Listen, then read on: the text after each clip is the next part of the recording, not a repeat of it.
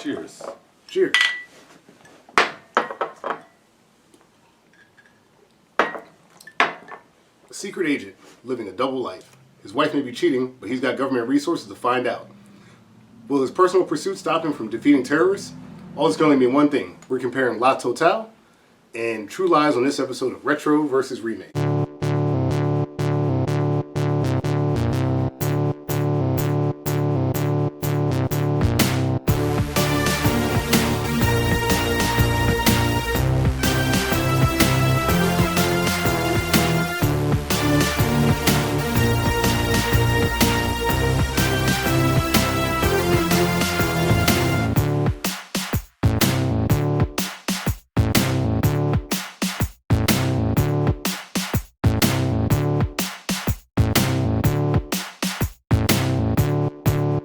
You're fired. You're fired.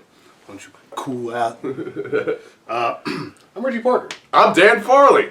And this is another episode of Retro versus Remake. Retro versus Remake. Let's stick with the title. I'm the remake of Dan Bulick. Remake.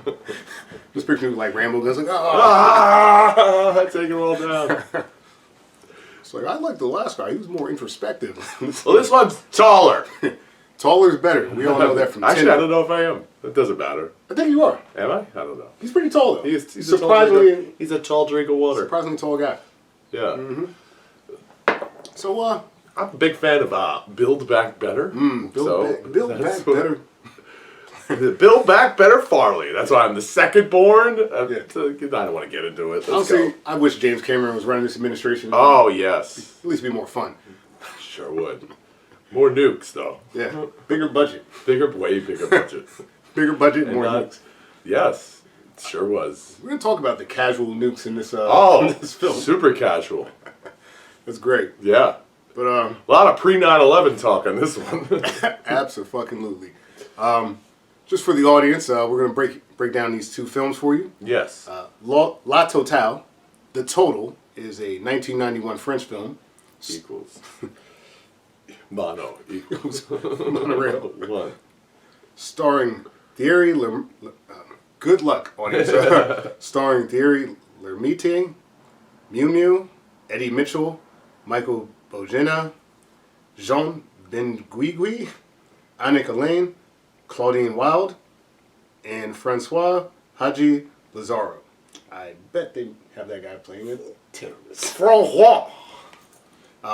Directed by Claude Zidi. Screenplay by Dieter Kaminka, Simon Michael, Claude Zidi, with music by Vladimir Kozma. Yes. And then True Lies, the 1994 film starring Arnold Schwarzenegger, Jamie Lee Curtis, Tom Arnold, Art Malik, Bill Paxton, Tia Carrere, Eliza Dushku, Grant Heslov, and Charlton Heston. Yeah, Charlton Heston. I thought in there my cold. It is. You truly are the king of kings. Directed by James Cameron himself. Written by the same people that did the original screenplay and James Cameron. With music by Brad Fiedel.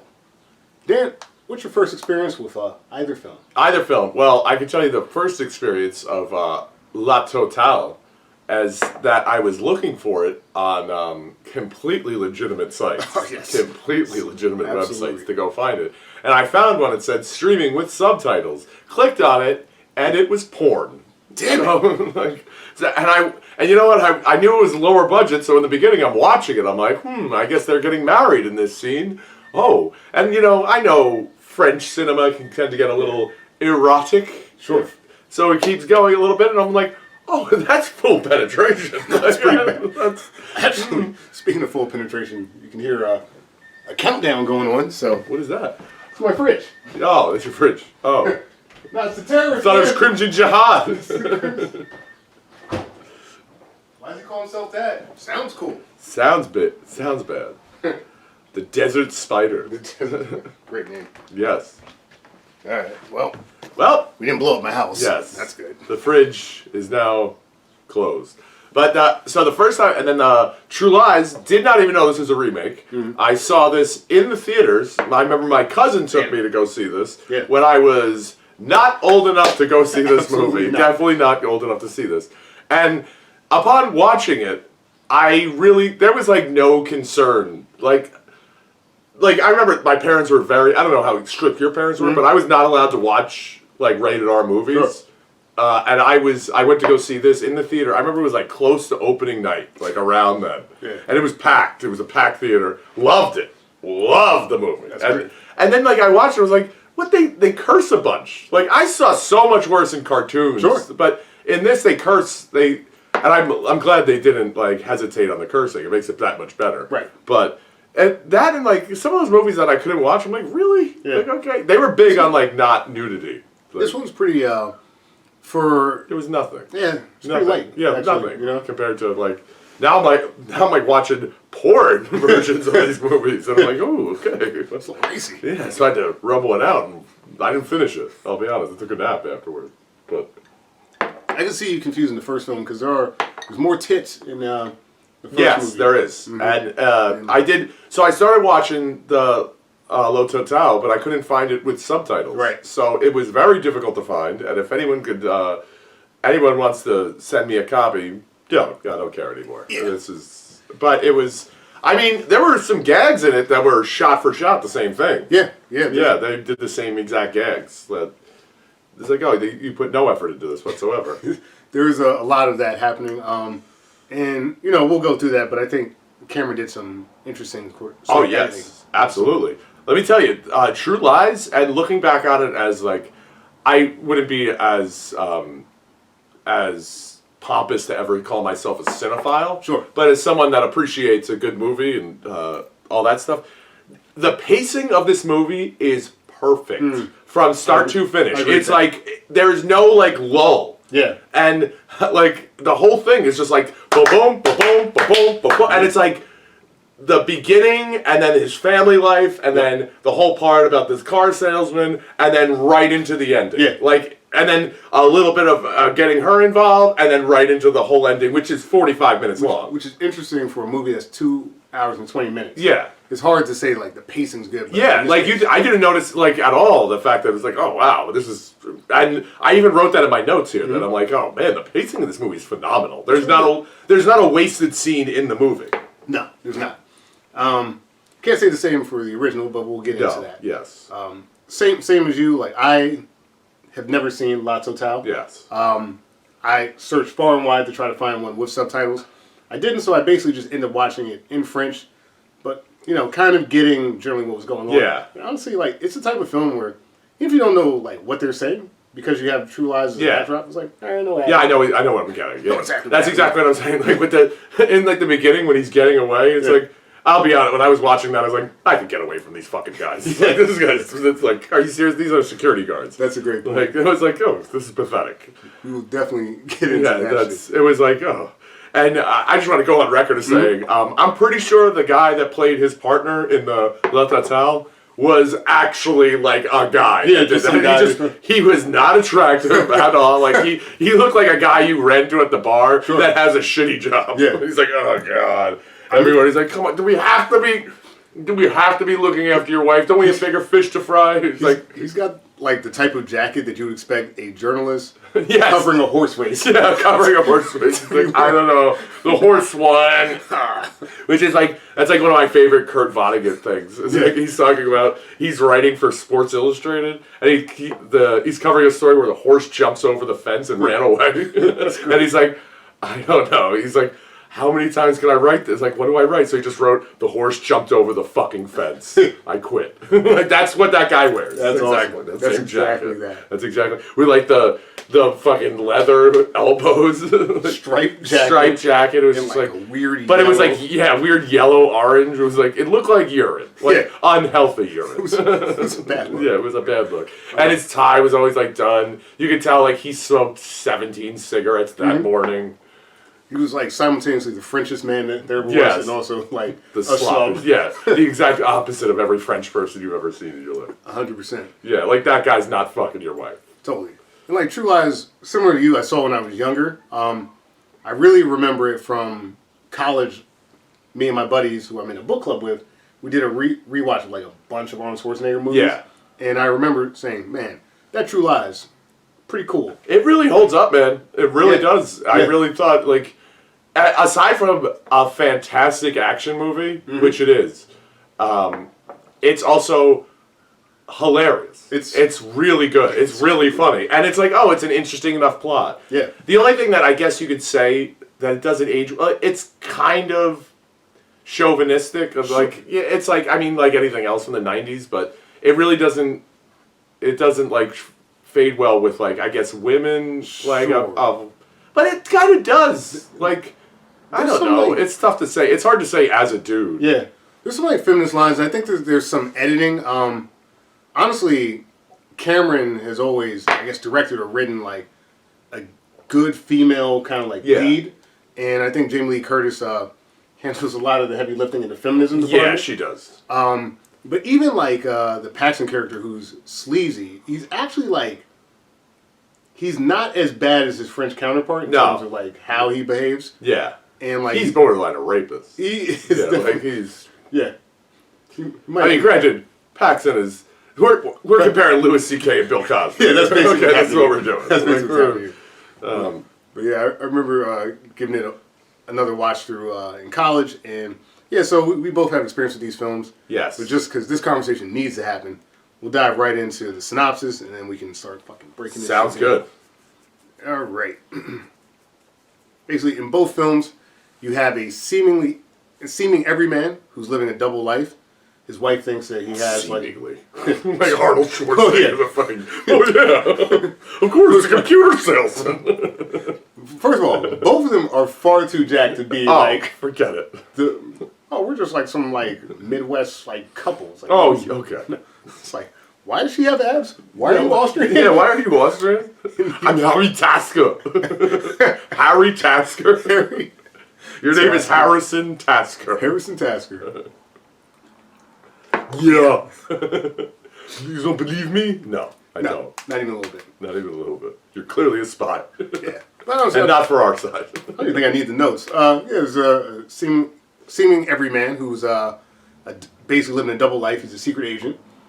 His wife has no idea what he does. No idea. Thinks he has like a normal everyday job. He goes out on missions, and we kind of come into this character on a mission trying to like find, in one case, smugglers, and another case, terrorists. Kind of both terrorists, so we're just going to call them that. They're both smuggling. Mm-hmm.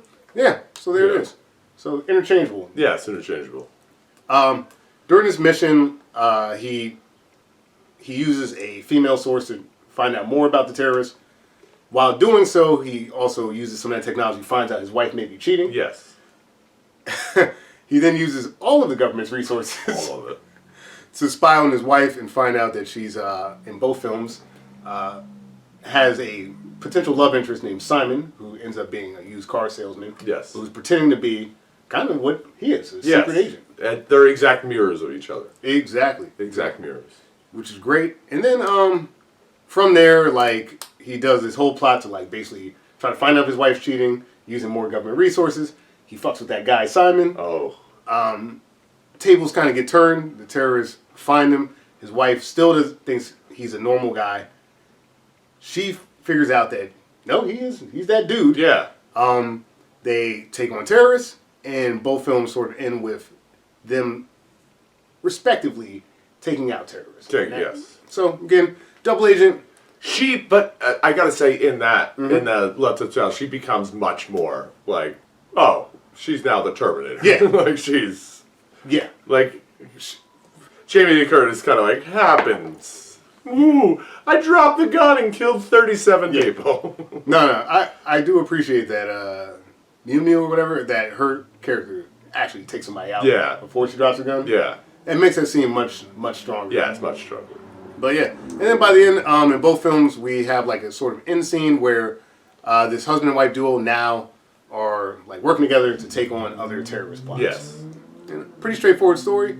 Both films basically have the exact same bones. We'll argue that James Cameron definitely like expanded in the right places and subtracted in, I think, some of the right places. Yes. And I think that happens when you have basically an unlimited budget. Yeah.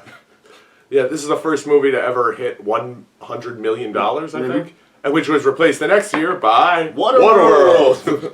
Waterworld. Which I also saw in the movie theater. Oh, shit. That's great. Yes. And by the way, I don't care That's one of those movies. I don't think it's a great movie, but every time it's on, I fucking watch it. Waterworld. Hey, we're not here to discuss Waterworld. Well, you know, I mean, there's a good chance we might. We could just go into talking about Waterworld. There's a good chance we might. Yeah. So just kind of that's how the films break down. We'll go right into the characters, and we'll start with comparisons.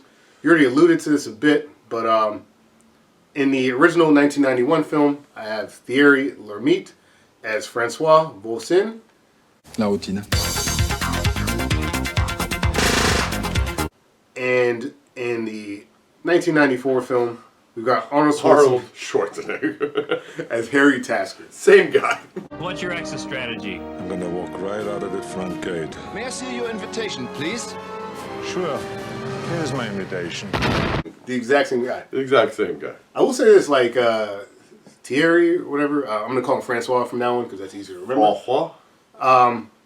If you were actually like recasting this film, he kind of has like a David Duchovny look. Oh, he definitely does. You know? Yeah, he definitely. Yeah, it's somewhere between like who's the guy from Twin Peaks?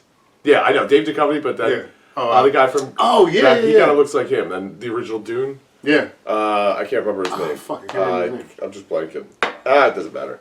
It kind of matters to me because we did a Dune episode a while back. Yeah. Damn it. The Twin Peaks guy. This is gonna bug me. Yeah, it's Kyle MacLachlan. Kyle MacLachlan. Yeah. Yeah, like he's a much more like svelte kind of like. Yeah, like you could see him. Like, oh, I'm gonna pick up this woman and to like fuck with her instead of picking up the woman to fuck with her.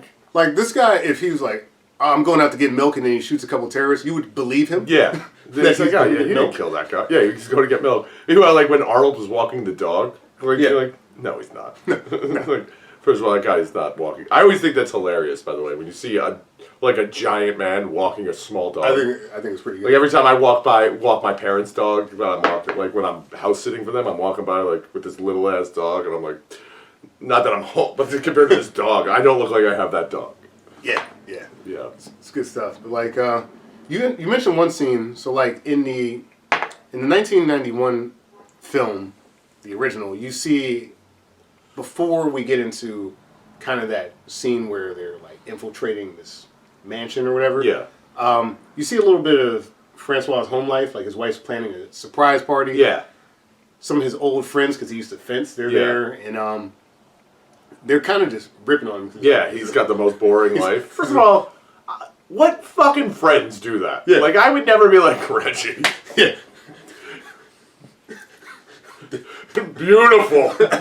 Nice. I'm going to go back to my whorehouse. Yeah. Great job, buddy. Yeah, great job with your job and your kids and your wife family. and your family. You're watching that love you so much enough to throw you a 40th birthday party. Yeah, you're taking care of your mother-in-law. Yeah. What a piece of shit. It's like, so boring. Even if I thought that, I would never bring that up. You never bring it up at your 40th At your 40th birthday party. It's like, my life's, like I'm 40. But That's see, enough. What's crazy about that scene, too, though, is like... A piece of shit. You're also ripping on the friends because, like, they're all out of shape. Yeah, exactly. It's like, this guy looks great. Looks like David Duchovny. Exactly. Kyle MacLachlan. Kyle MacLachlan. Looks like David MacLachlan. Exactly. This guy can host Red Shoe Diaries right now. Yeah. Oh, man. Fuck it. Red Shoe Diaries. Great call. Wow. Yeah. That's a pull. That's what you were watching instead of yes, that's what I was. Totale. Which is funny enough, when the first, like, that was like the first softcore porn thing I've ever seen in my life. It was because I taped Terminator 2 off Showtime. Oh, shit. And I was not allowed to watch it, so I just let it keep taping because I went to bed. Yeah. And then I taped it, and then that was on after it. I'm like, yeah. What is this? What was the other one? Emmanuel. Oh, Emmanuel. Yeah. It's like alien bitches. Yeah. The Second Coming or something like that. Something like that. Yeah. Came twice. Oh, he came twice. Double entendre. Like, yeah, that's.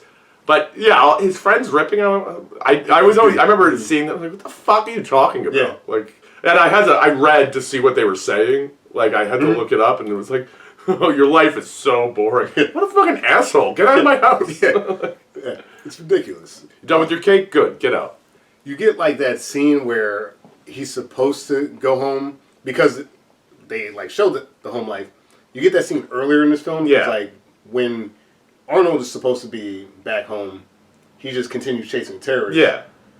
He's going to his 40th birthday party. He just like his kid sees him through the binoculars, he just turns around. Yeah. And they want me to believe that he had this entire terrorist encounter Yeah. between that and going back. Yeah, between the whole thing. Sure. Sure, okay. Whatever you say. Okay. Weird. But like, what I like about the mansion scene, and I love that Cameron basically recreated it. Yeah. And expanded. But like, what I love about that scene is the Metal Gear Solid beginning? Yes. This is the exact beginning to Metal Gear Solid. It is actually. Yeah, it's exactly the same thing. Comes out of the water. He comes out of the water, he's got the frogman suit, he goes through the gate, it's everything. It's frozen, everything. The only thing that's missing is the footprints. Yes. In the snow. Yeah, and he's also like I just remember writing down. I was like, why is there a bottom gate to the water? Like, great it's like why is there a top gate? It's water. We're in water here, guys. Like, there's no. And by the way, you have all these guys patrolling with dogs. Right. No one put a fucking alarm on the fucking. What's the point? No. What's the point of the gate? No. You gotta hire more guys. Like, Oh, less yeah. security systems, more guys. Yeah, more guys, more dogs, cameras. No. No. Cameras. Cameras. Unnecessary. No. We have the top of the line Windows 96. 90. It wasn't even Windows 96. The Windows 94. I think it was just Windows at the time, but I think it was just Windows actually.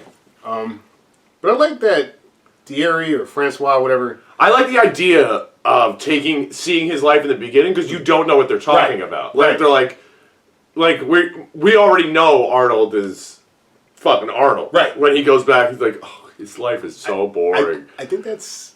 It's better. I think it's better the fact that you see it because you don't know I that do he's think a it's better. fucking James Bond. I think it's better. I think that's one of the, really the only casting problem with Arnold is he's Arnold, Yeah, so it's you like, have to start. He's not. There's the one part after the fucking after the party. He's home and he's fixing his tie, and it's in the morning, the next morning. And he's fixing his tie, going to work, and he's explaining. Fucking, he knocks it out of the park of what he's explaining to her to sound like it's so fucking boring. Oh yeah, It's like, so the only problem is it's fucking Arnold Schwarzenegger. He was the hit of the convention. His arms are busting out of his suit shirt. That it's like, there is no way this guy sells computers. Yes. So, But his dialogue, and he's selling it, everything. Like, he's doing it so well. But the only problem is it's like, yeah. he plays computer and mattress salesman really well. You may recall in Jingle All the Way. Yes. When he's just picking the phone, you're my number one customer. My number one customer. You're my number one customer. Oh, yeah, he could do it. That man has probably never worked like a real job in his life. No. If he did, it was at a gym. Yeah, exactly. Yeah, you should come to the gym. You could be like me. But he fucking knocks it out. And that scene, I was like, yo, man, he's killing it with his dialogue. The only problem is that he looks exactly like Arnold Schwarzenegger. Which makes it hard to believe in scenes where, like, she doesn't know it's him. And Yeah, it's like, he gets into bed after murdering all these people. He's like, ugh. And his arm, he's like going over to like touch her. His arm is enormous. Yeah, it's like the size it's like literally the size of her head. And it's like, get the fuck out of here. This guy's selling computers. That's the only part of it the only part of this movie that movie has way over it. Yeah. Because it's like, this guy might actually just be a salesman. the family life is more built out. I also like that Francois isn't as capable. He's very capable. Yes. But like in that first scene, he's kind of botching planting the microphone. Like he's under a car and the car starts and he's like, oh shit. Oh shit, yeah. He basically like falls from under the car because of course it's going like 40 miles per hour. And then the guard's like, oh shit, there's a guy. Yeah. So like he feels like someone that can be beat. Yes. Arnold does not. Yeah, that's another thing I wrote in this. There's not a second, even when he's captured, there's not a second that it doesn't seem like Arnold Schwarzenegger is not completely in control of the situation. Yeah, the closest we get is when the one guy's going to torture him. That's like the one scene where it's like, oh, maybe he's not going to get out. Yeah, he immediately gets out, which we will get into that later. But that's that.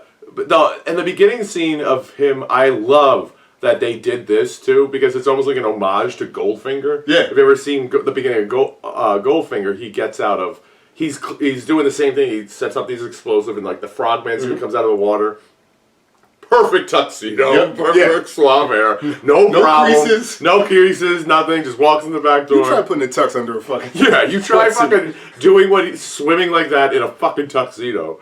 No. Especially with his arms. Like, what tailor do you have, man?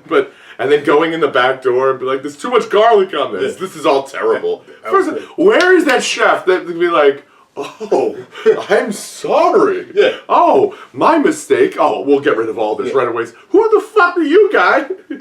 I love that, like, the movie is sort of implying that, oh, if he doesn't do that, they're going to be on to him. But it's like, if you're like a random cook at it, I'm not doing, security's not my job. It's like, get the fuck out of my kitchen, They bro. don't know that guy. Like, that's a weird guy. Hey, who are you? Yeah. Should we call I was someone? looking for the shitter. It's like, In perfect Arabic. I love perfect Arabic. First of all, he doesn't even have perfect English. I bet he doesn't have perfect German. I bet it's not. No. It's great you bring up 007 though, because James Cameron, he's trying to do like his version of a 007 movie with comedy. Yeah. And they didn't let non-British directors do James Bond films. So he was like, fuck it, I want to do a James Bond film. I want to do a James Bond film. And which is basically also the same premise of Indiana Jones, too. Which is why they did that. They were like, we want to make like an American James Bond. So they got a fedora and a whip. nice. Yeah. No wonder those movies are so damn good. Oh, yeah. But They also... Go ahead, no. No, but like what you're saying is just like that whole like Goldfinger homage. It just works really, really well. Yeah. Especially when we get to like Tia Carrere's character and stuff like that. Like you get to frame up so much of the movie. Yeah. Right here in this scene, and I think that goes back to that pacing that you're talking about. Yeah. Oh, it was perfect, and also it brings you right to the part of the movie which Arnold Schwarzenegger was by far the most nervous about. Not the stunts or flying in the plane or anything, any of the physical stunts, because he did a lot of them. Sure. He did not know how to tango whatsoever. Yes. And he's just like, I don't want. I just want. I just want to be better than Al Pacino in Scent of a Woman. That's what he said. He was like, okay. Nailed it. Nailed it. Yeah, he did fine. Yeah. He did really well. Yeah. I remember like watching some of the behind the scenes stuff, and he's talking about that scene. He's like, yeah, 6 months of rehearsal, 6 months of rehearsal. And I'm like, oh, I guess he must be talking about like jumping off a horse. Nope. Doing the tango. Doing the tango. I mean, look, he looked very natural. Yeah.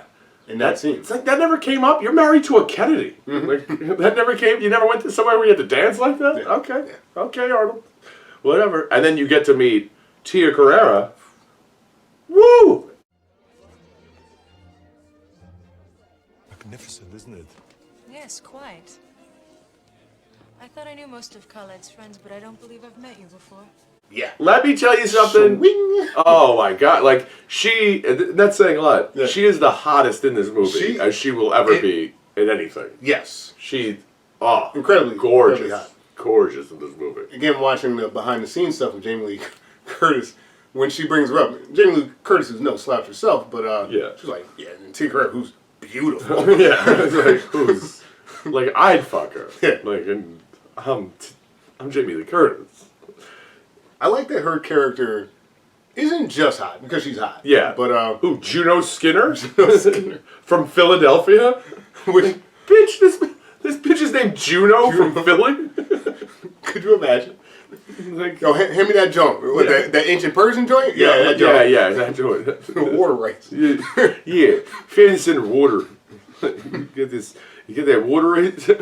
Which is a big, Clean off those jimmies off that. which is a big upgrade. If we are going to bring up Tia Carrere's Juno Skinner, we might as well bring up her The prostitute? her equivalent in the original film. Yes. The blonde. She wasn't hideous though. No, she wasn't. She wasn't. She wasn't a slouch We either. did get to see her boobs Yes. in that film. That was Claudine Wilde as Vanessa, a call girl. A call girl.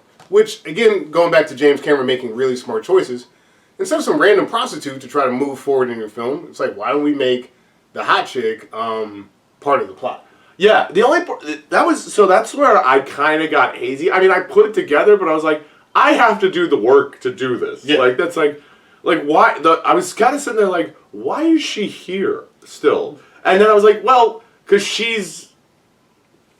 Correct me if I'm wrong at this. Sure. It's like she legitimizes bringing the weapons in, right? Like Yeah. they're bringing in these Persian. Right. I don't think they were really Persian, right? They were fake. But I hope she they were legitimately, yeah, I mean, because she said, she went over them and she was like, oh, these are 6,000 years old, what a pity. Yeah. And then they busted them out. I was like, well, they put them in there, so they built it. So Right. I think she legitimized them, like, saying that these are works of art, so they got them in. Yeah. Like, basically through customs with the nukes in them. Yeah, that's my understanding is that, like, she did that. You are right that this is the haziest part of the film. Yeah. Like, you have to do so much heavy lifting. But, yeah, I'm imagining these are fake artifacts. Yeah, They have to be. They have to be. And then with her saying that they're real. Because she's like a foremost expert. Right. So she, like, gets it to look as realistic as possible. Yeah. Also, for someone that just kind of, like, works for a guy, and by the way, your entire plan hinges on me. When the Crimson Jihad dude smacks her around, I personally would be like, hey, bro, that's another $1 million. Yeah, that's another $1 million. Yeah, oh, that's taxed. Fuck. And also, who's the one funding them? They never get to the bottom of that. Right. Like they talk about like, oh, they're very well funded. She says it a couple times. Yeah. That they have a lot. That's why she's doing it, because they pay very well and whatever. But they never find the big bad who's funding them. They never do, and they don't really explain. Don't even try, by the way. Like, I forget the name of the person, maybe like Claude or something like that, but like the party that they're at. Yeah. Is that guy There? Is he? Because Aziz is not. No, he's not. He's not. So like, is that guy funding it? Is he like dating Tia Carrera, or are they like? Yeah. I don't think there's any romantic link between so. them. Because I don't think she's in this for dick. I think it's just a random party with influential people. Yeah. But that's how they get onto her. Like, that's also the other, like, again, this is not like the craziest plot. We were talking about this before. Sure. It's quite a thin plot. It is. The first one out of the fucking box, terrorists going to be bombing Miami. No, that's a good point. It's Like, first shot right out of the box. Like, we got them. That's them. Yep. It is a super thin plot. I think you're right that this is an attempt to legitimize the plot. Yeah. Because otherwise you just have these random terrorists trying to, like, steal the, nuclear explosives and stuff like that. Okay. But, like, adding this Tia Carrera character just elevates the film because it also gives you a nice little foil to Jamie Lee Curtis. Yeah, of course. That's why. That's pretty much why I think she was in the movie, so that she could fight her. Yeah. So that no one has to. No, they hit a woman. Yeah, and it's that. And also, it's a great scene.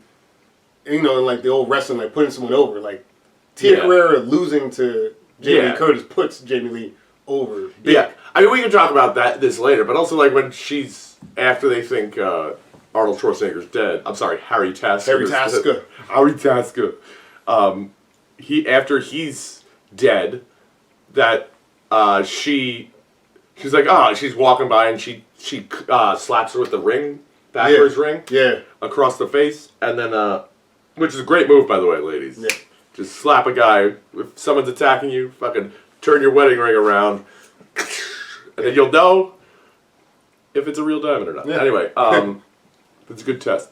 But I'm like the whole time, I'm like, why are they just killing her? Like, why is she? We might need a hostage. Why? Yeah. Like, you don't need a hostage. you don't need a hostage. You have nukes. Yeah. Like, you're good. You don't need a hostage. Yeah, just get out. There's one more person that knows about this plot. Kill her. Yeah. Kill her. Get out of here. I also, You were gonna kill her anyway. we'll speak on this character later, but also when they take Eliza Dushku's Yeah. character hostage, I'm Why? like, where the fuck? How'd you How'd you get it? That was really fast. Yeah. Yeah, that was.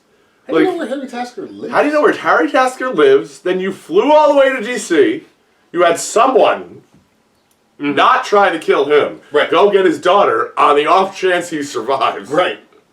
Then fly them back. That's a fucking what? That's got to be what, a 5-hour round trip? Oh, easily. And like you got to think these guys went on like a no-fly list or something like that. Well, they had a private jet, Yeah. so That works. yeah. And just so we know, Eliza Dushku is Dana Tasker. I have to go to the bathroom. We'll bring her up as we talk more Yes. about his family life. Not the best experience for her making the film. No.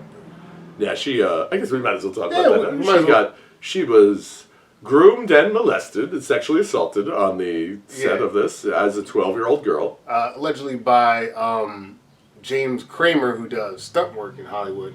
But yeah, he apparently, you know, like you said, groomed and molested her. And when she told a trusted adult who didn't really confront, from what I understand, James Cameron and Arnold Schwarzenegger were not aware of this. Yes. So I think Arnold Schwarzenegger would have put that guy through a Oh, I think he would have. Like, as many faults as Arnold Schwarzenegger may have when it comes to women and, like, having sex infidelity and whatnot. Yeah. I really don't think Arnold would have stood for that. I'm going to go out on a limb here and be like, I'm pretty sure that guy would have fucking broke that guy's face. Yeah, I also think that James Cameron would have expelled that type of person from his $100 million Yes, like, you are not fucking this up. If only for the financial reasons. Like, you are fucking done. There's no way you're going to be a part of this. I don't think he Joe Paterno this. Absolutely. There's multiple people in the Tasker family in the original film. Mm-hmm. His son basically does the same thing that Dana Tasker does. He steals from them. And there's an entire weird-ass subplot. I'm going to like edit this in somehow. Of Francois trying to track his son because he's stealing. His son kind of... Oh, yeah, they were going to do that with the daughter, too. And then they did it. They just did it. Kind of a smart act. Like, by the way, when she's fucking stealing, I don't know if you've ever stolen from your parents. Sure. You know what you don't do? Wear headphones while that's happening. That's a good point. So you can hear if someone's coming. That's a great point. But at least... idiot. At least she doesn't leave to like hang out in the warehouse and do like French raps. Yes. Like a kind of gang of people. Yeah, but there was a whole subplot of the movie that was cut out, was that she was doing a cover of Cream with her boyfriend who picks her up, who's in her band. She was like lead singing in the band. So they basically cut that out. Yeah, that was a good cut. Yeah, it was a good cut. And it definitely was. I don't need to see that. I also like that Cameron chooses to consolidate because there's a mother in the first film. There's another daughter. Like there's a lot of family characters that have their own little like side plots that like don't amount to anything. Yeah, you don't need that. Like at least in the Cameron film, I still think it's stupid, but they kidnap Dana. Yeah. So like there's a point for her being there. Yeah. Nothing like that happens in the original film. Yeah. He kind of just like slaps his son and is like, stop stealing, and like that's kind of it. Yeah. It's kind of it's bad pacing wise, even for a relatively short film. Yeah, because that one's only like, it's less than 2 hours. It's like an hour 48, I think. Something like that. Yeah, somewhere between an hour 20, hour 40 something.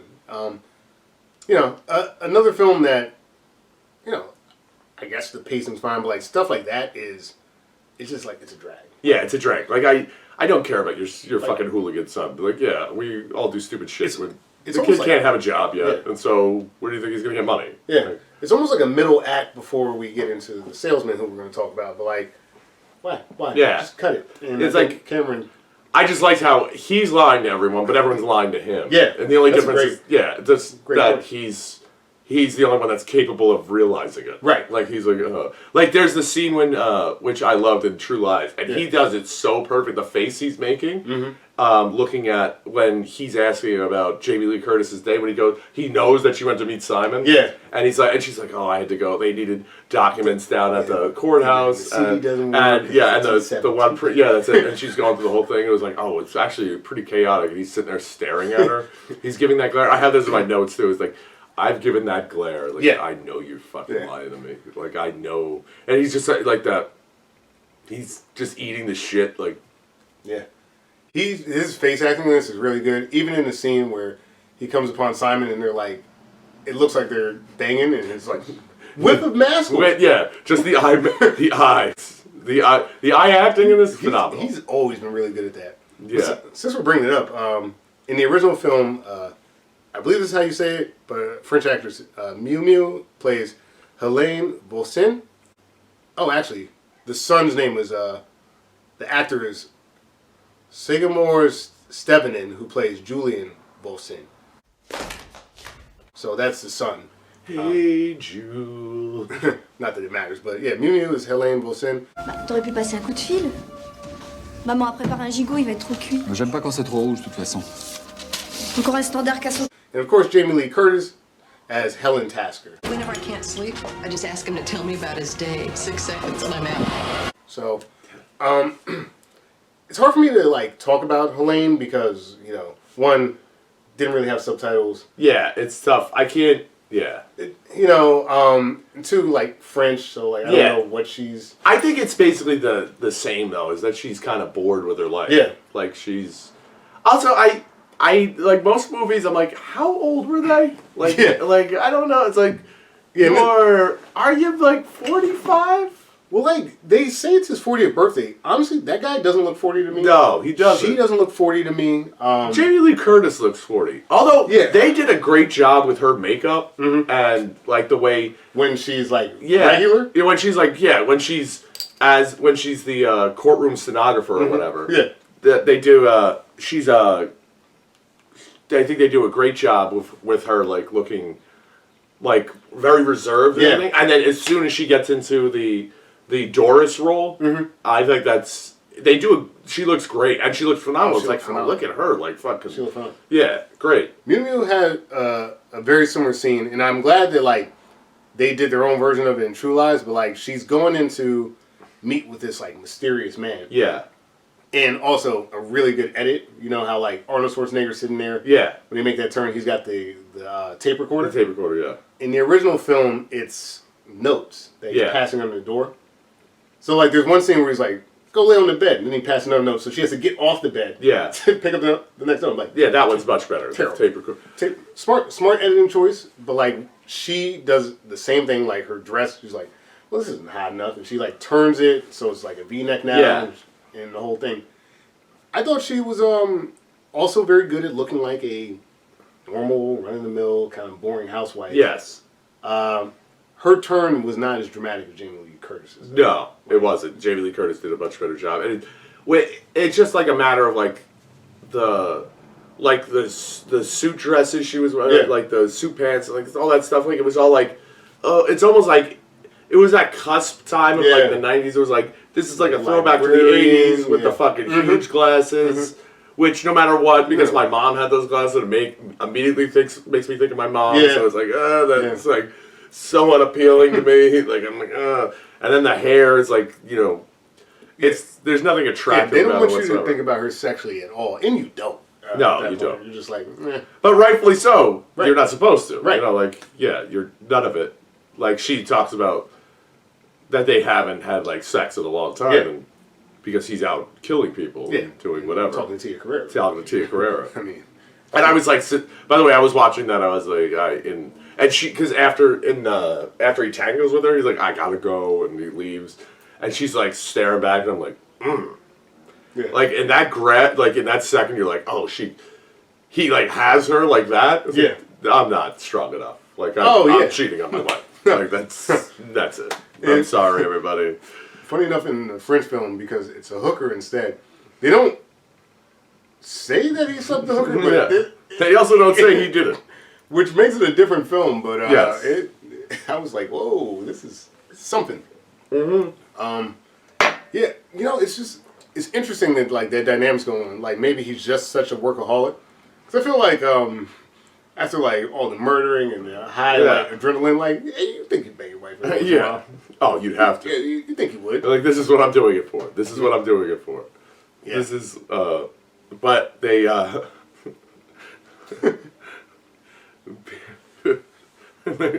said perfect Arabic. I'm just thinking about notes.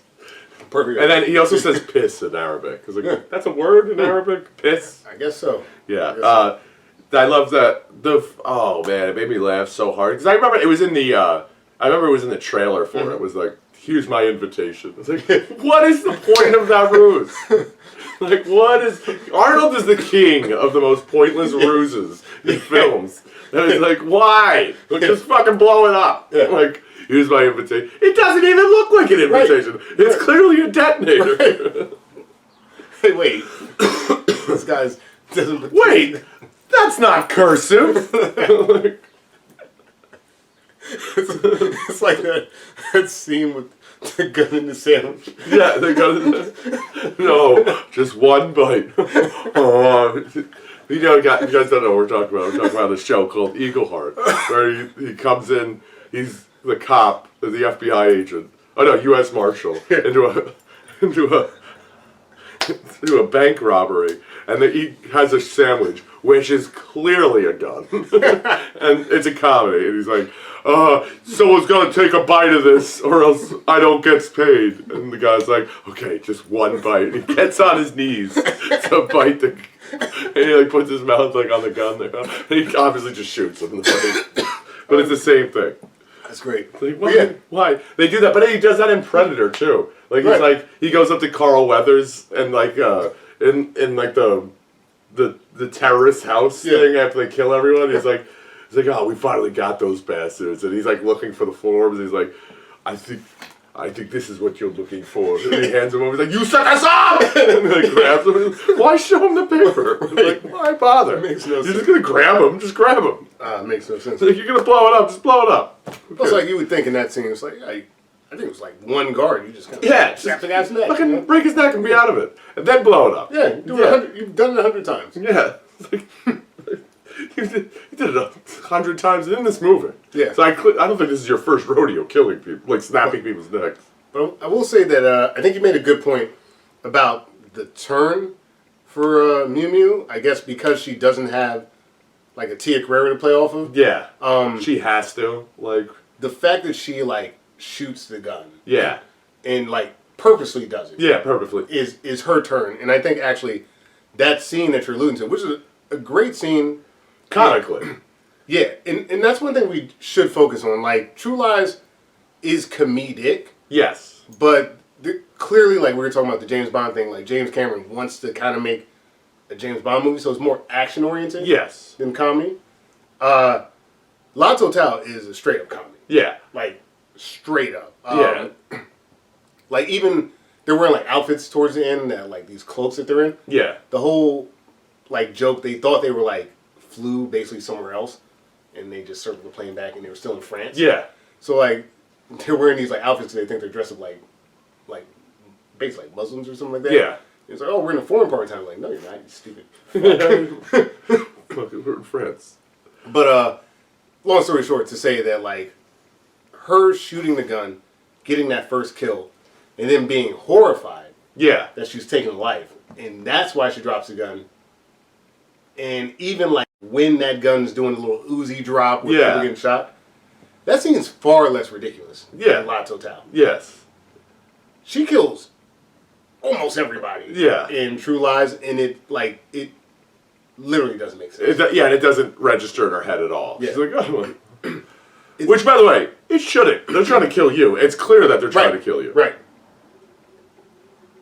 Which is interesting. But, again, I think the French actress, she does a good job of that turn. I think that she does a good job. I think she did, yeah. As far as I could tell. Exactly, from what we can tell. But Jamie Lee Curtis is doing so much in this film. She's doing great. Like, that scene in the interrogation room, she knocks it out of the park in that. Right. Like, she very much builds, calms, builds, and then... Mm-hmm. And it's cool that both actresses get that scene. Yeah. In both films. But yeah, Jamie Lee Curtis, it's bigger when she, like, doesn't realize that her husband's kind of pretending to be this, like, secretive guy. Yeah. Who's going to bang her or something like that. That dance sequence, speaking of people practicing dance sequences, she did that herself. Yeah, she did that all herself. She was in there with James Cameron, and like my favorite part that I read about that was that when she falls, and then like Arnold Schwarzenegger didn't know, he jumps up, he's legitimately jumping up. He's like, "Are you okay?" That's the first take. He jumps up, and then he realizes he's breaking character. Yeah, and he sits back down, and they just never got it. That good again. It's a great little sequence. Yeah, and then and he dropped the tape recorder. Mm-hmm. Like he wasn't supposed to drop the tape recorder. And James Cameron thought it was funny. Yeah, it's great. Yeah, it's great. Those are the things that like. And she was also supposed to be nude. Oh, really? But it was. That's right. She was supposed to be nude, but Jamie Lee Curtis didn't. Shadowy. Yeah, it was supposed to be like silhouette. Yeah. And then Jamie Lee Curtis was like, I kind of think this would be hotter if I was actually in underwear. And they were like, okay. And she worked out for like 6 months. She wasn't wrong. No, she wasn't wrong.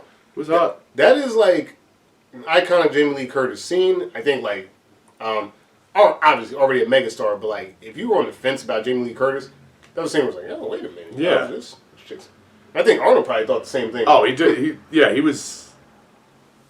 Yeah, like his wife was pretty pissed at him apparently for doing it. He's like, "No, honey, I hated it." Yeah, sure. But that was.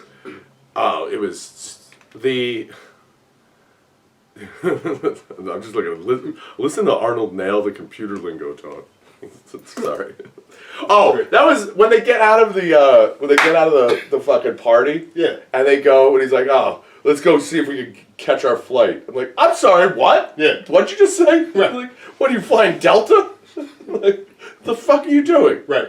Like, it was like, "Oh, we can still catch our flight." You guys are just, you don't have a plane somewhere? Yeah. Like, does JetBlue go to Switzerland? It's ridiculous.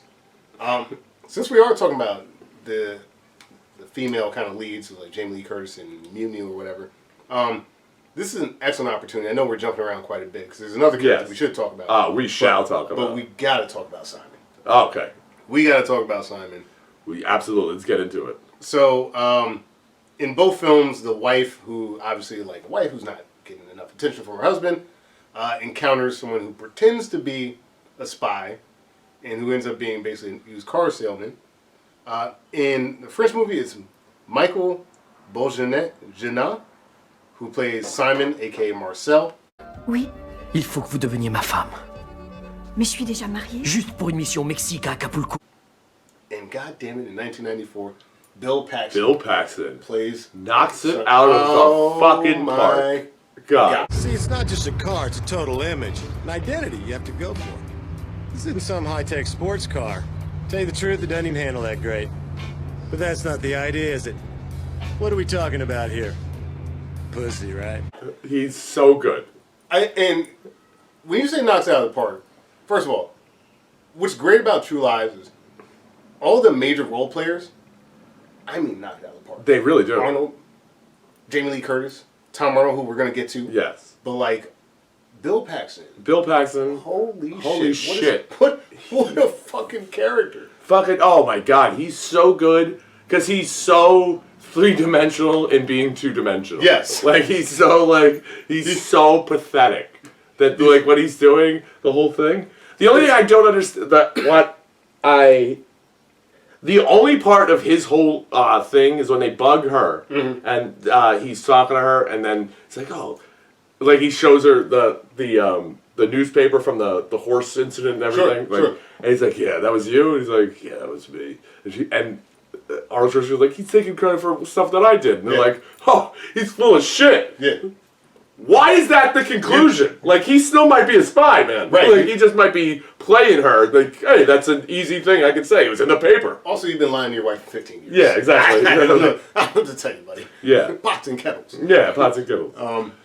Man, just everything about that Simon portrayal. The original one, let's just get out of it. The original one's pretty good. Yeah. The character's effectively the same. That's why the name's the same. I can't remember. It got a little further in the original? La Totale. I think so. That's just the French for you, right? Yeah. I mean, weren't they in bed? Yeah. When they break into this But trailer? that guy was more rapey. Yeah. That's kind of like, so like the scene where like Bill Paxton's like, do it for me, do it for your country, But even that, like, that was the last ditch effort, which, like, it was over. Like, Right. it wasn't gonna happen. But see, La Totale, instead of it being over, like that guy was just pushing. Yeah, he was pushing through. Like, so it did go further, but I wouldn't say it's because of like the female lead. It's, No, I don't think so. Yeah. but you're right. Yeah. You are right. Like, it looked worse than what, like, Arnold walked into. Yeah, like I do love that in the remake. It's all kind of like innuendo. It's like Bill Paxton has her put her head down his lap while they're driving. It's like, and the CIA guy's like, "Whoa, buddy." Yeah, you know? That's James Cameron, by the way. Really? Yeah, James Cameron. That's pretty good. Yeah. Yahoo! Yahoo! Oh yeah.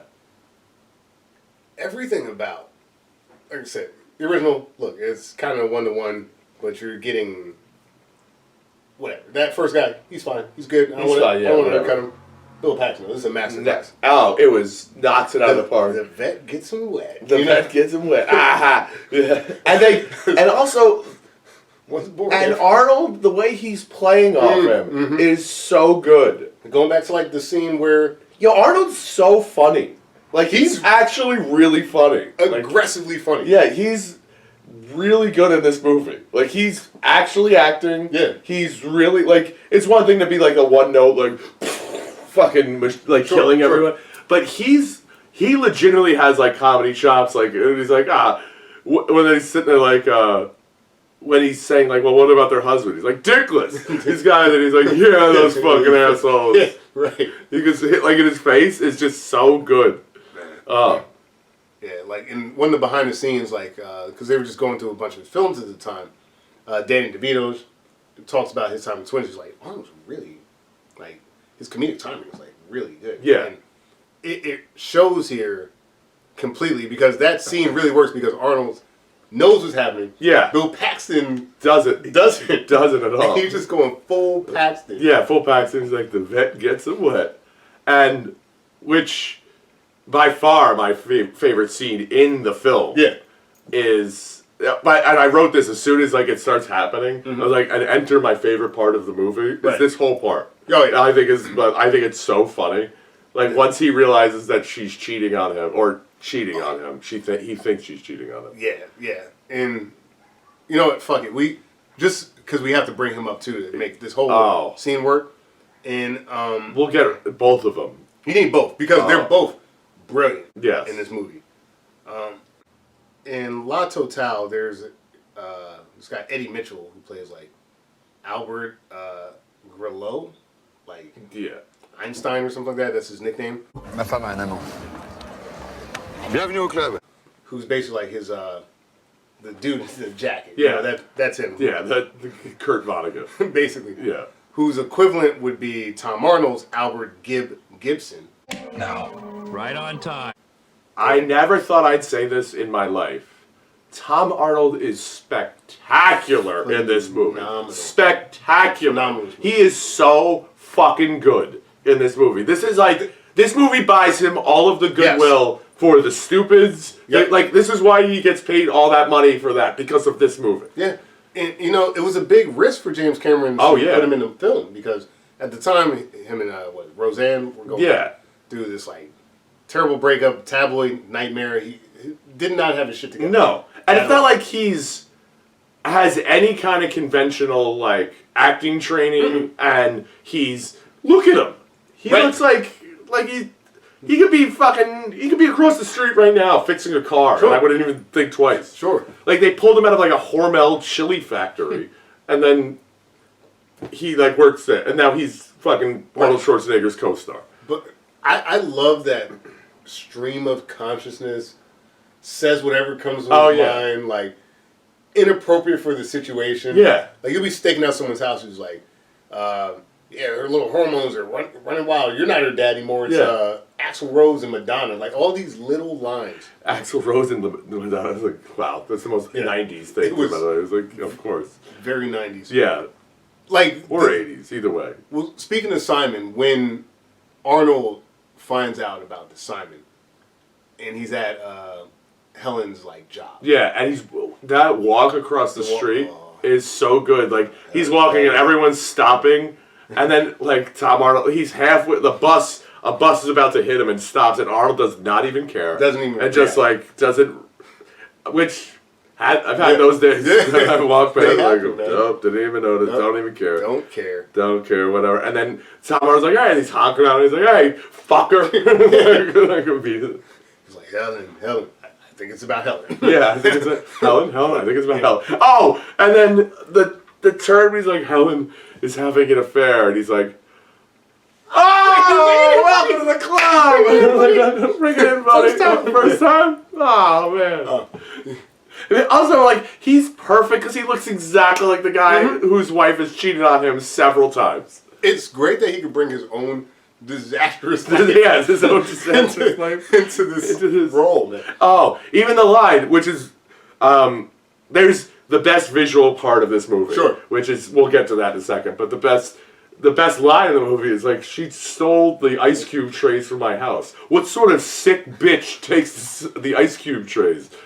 That line, he actually said that to James Cameron. They were just talking about his divorce to Roseanne. Yeah. And she did that to him. And he's like, what kind of sick... And he thought that was so funny. He's like, yo, say that in the movie. Oh, fucking perfect. It's perfect. And it works. It couldn't work better. I think, like, there's no equivalent in La Totale, right? Like, it's just, okay, your wife may be cheating on you, let's get this guy. Yeah.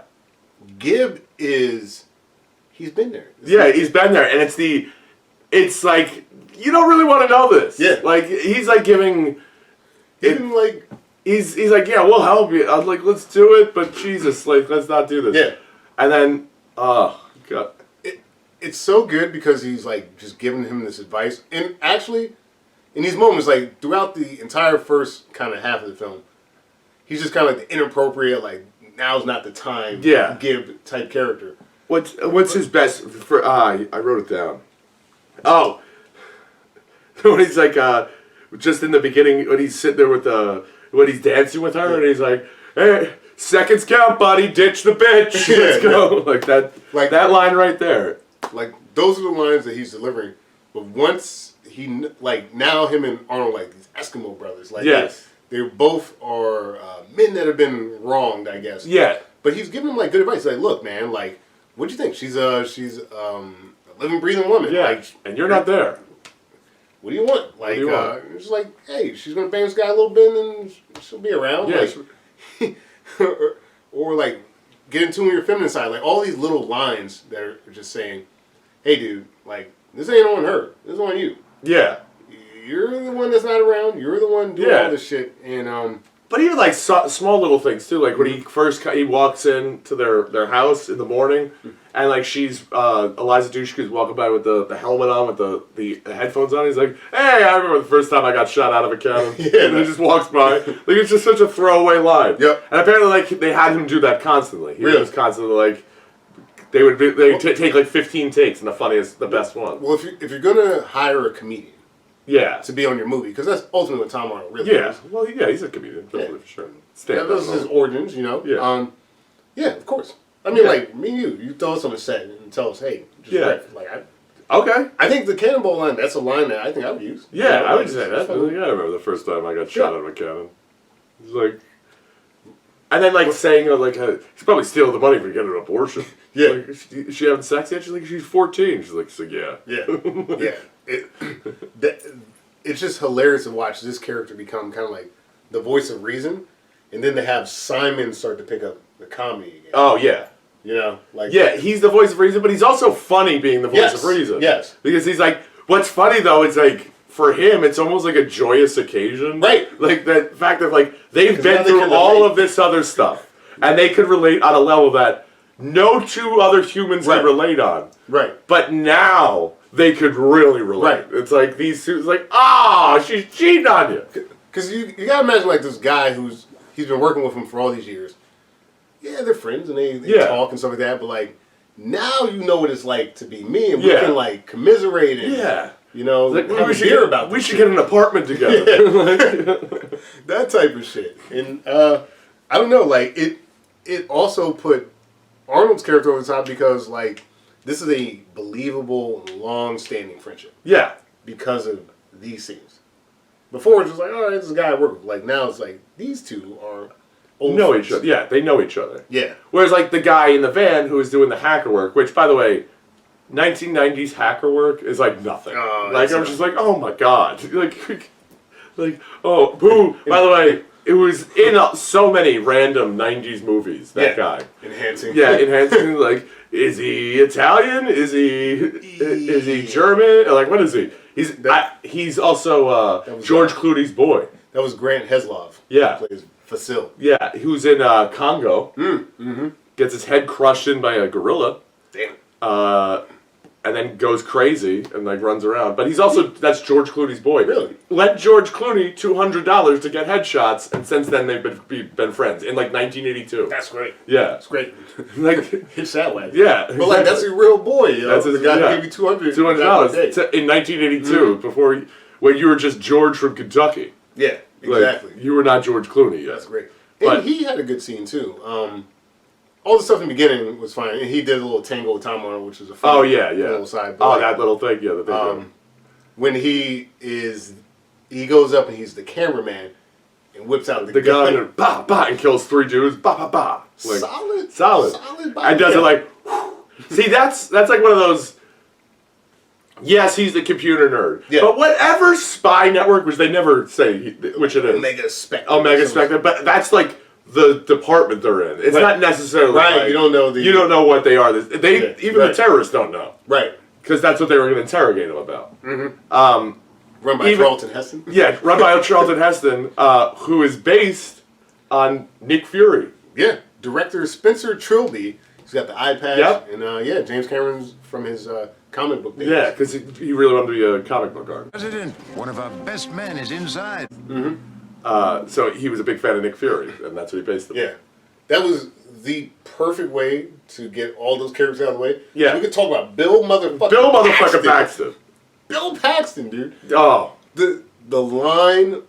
So going back, Arnold Schwarzenegger, Helen. He's realized that his wife is like maybe talking to this other guy. Yeah. In a really smart scene in True Lies, where like Bill Paxton like gives us a briefcase. It's got all the fake money. By the way, how fucking extravagant is that briefcase? Several felonies. Like it's like you have the fake.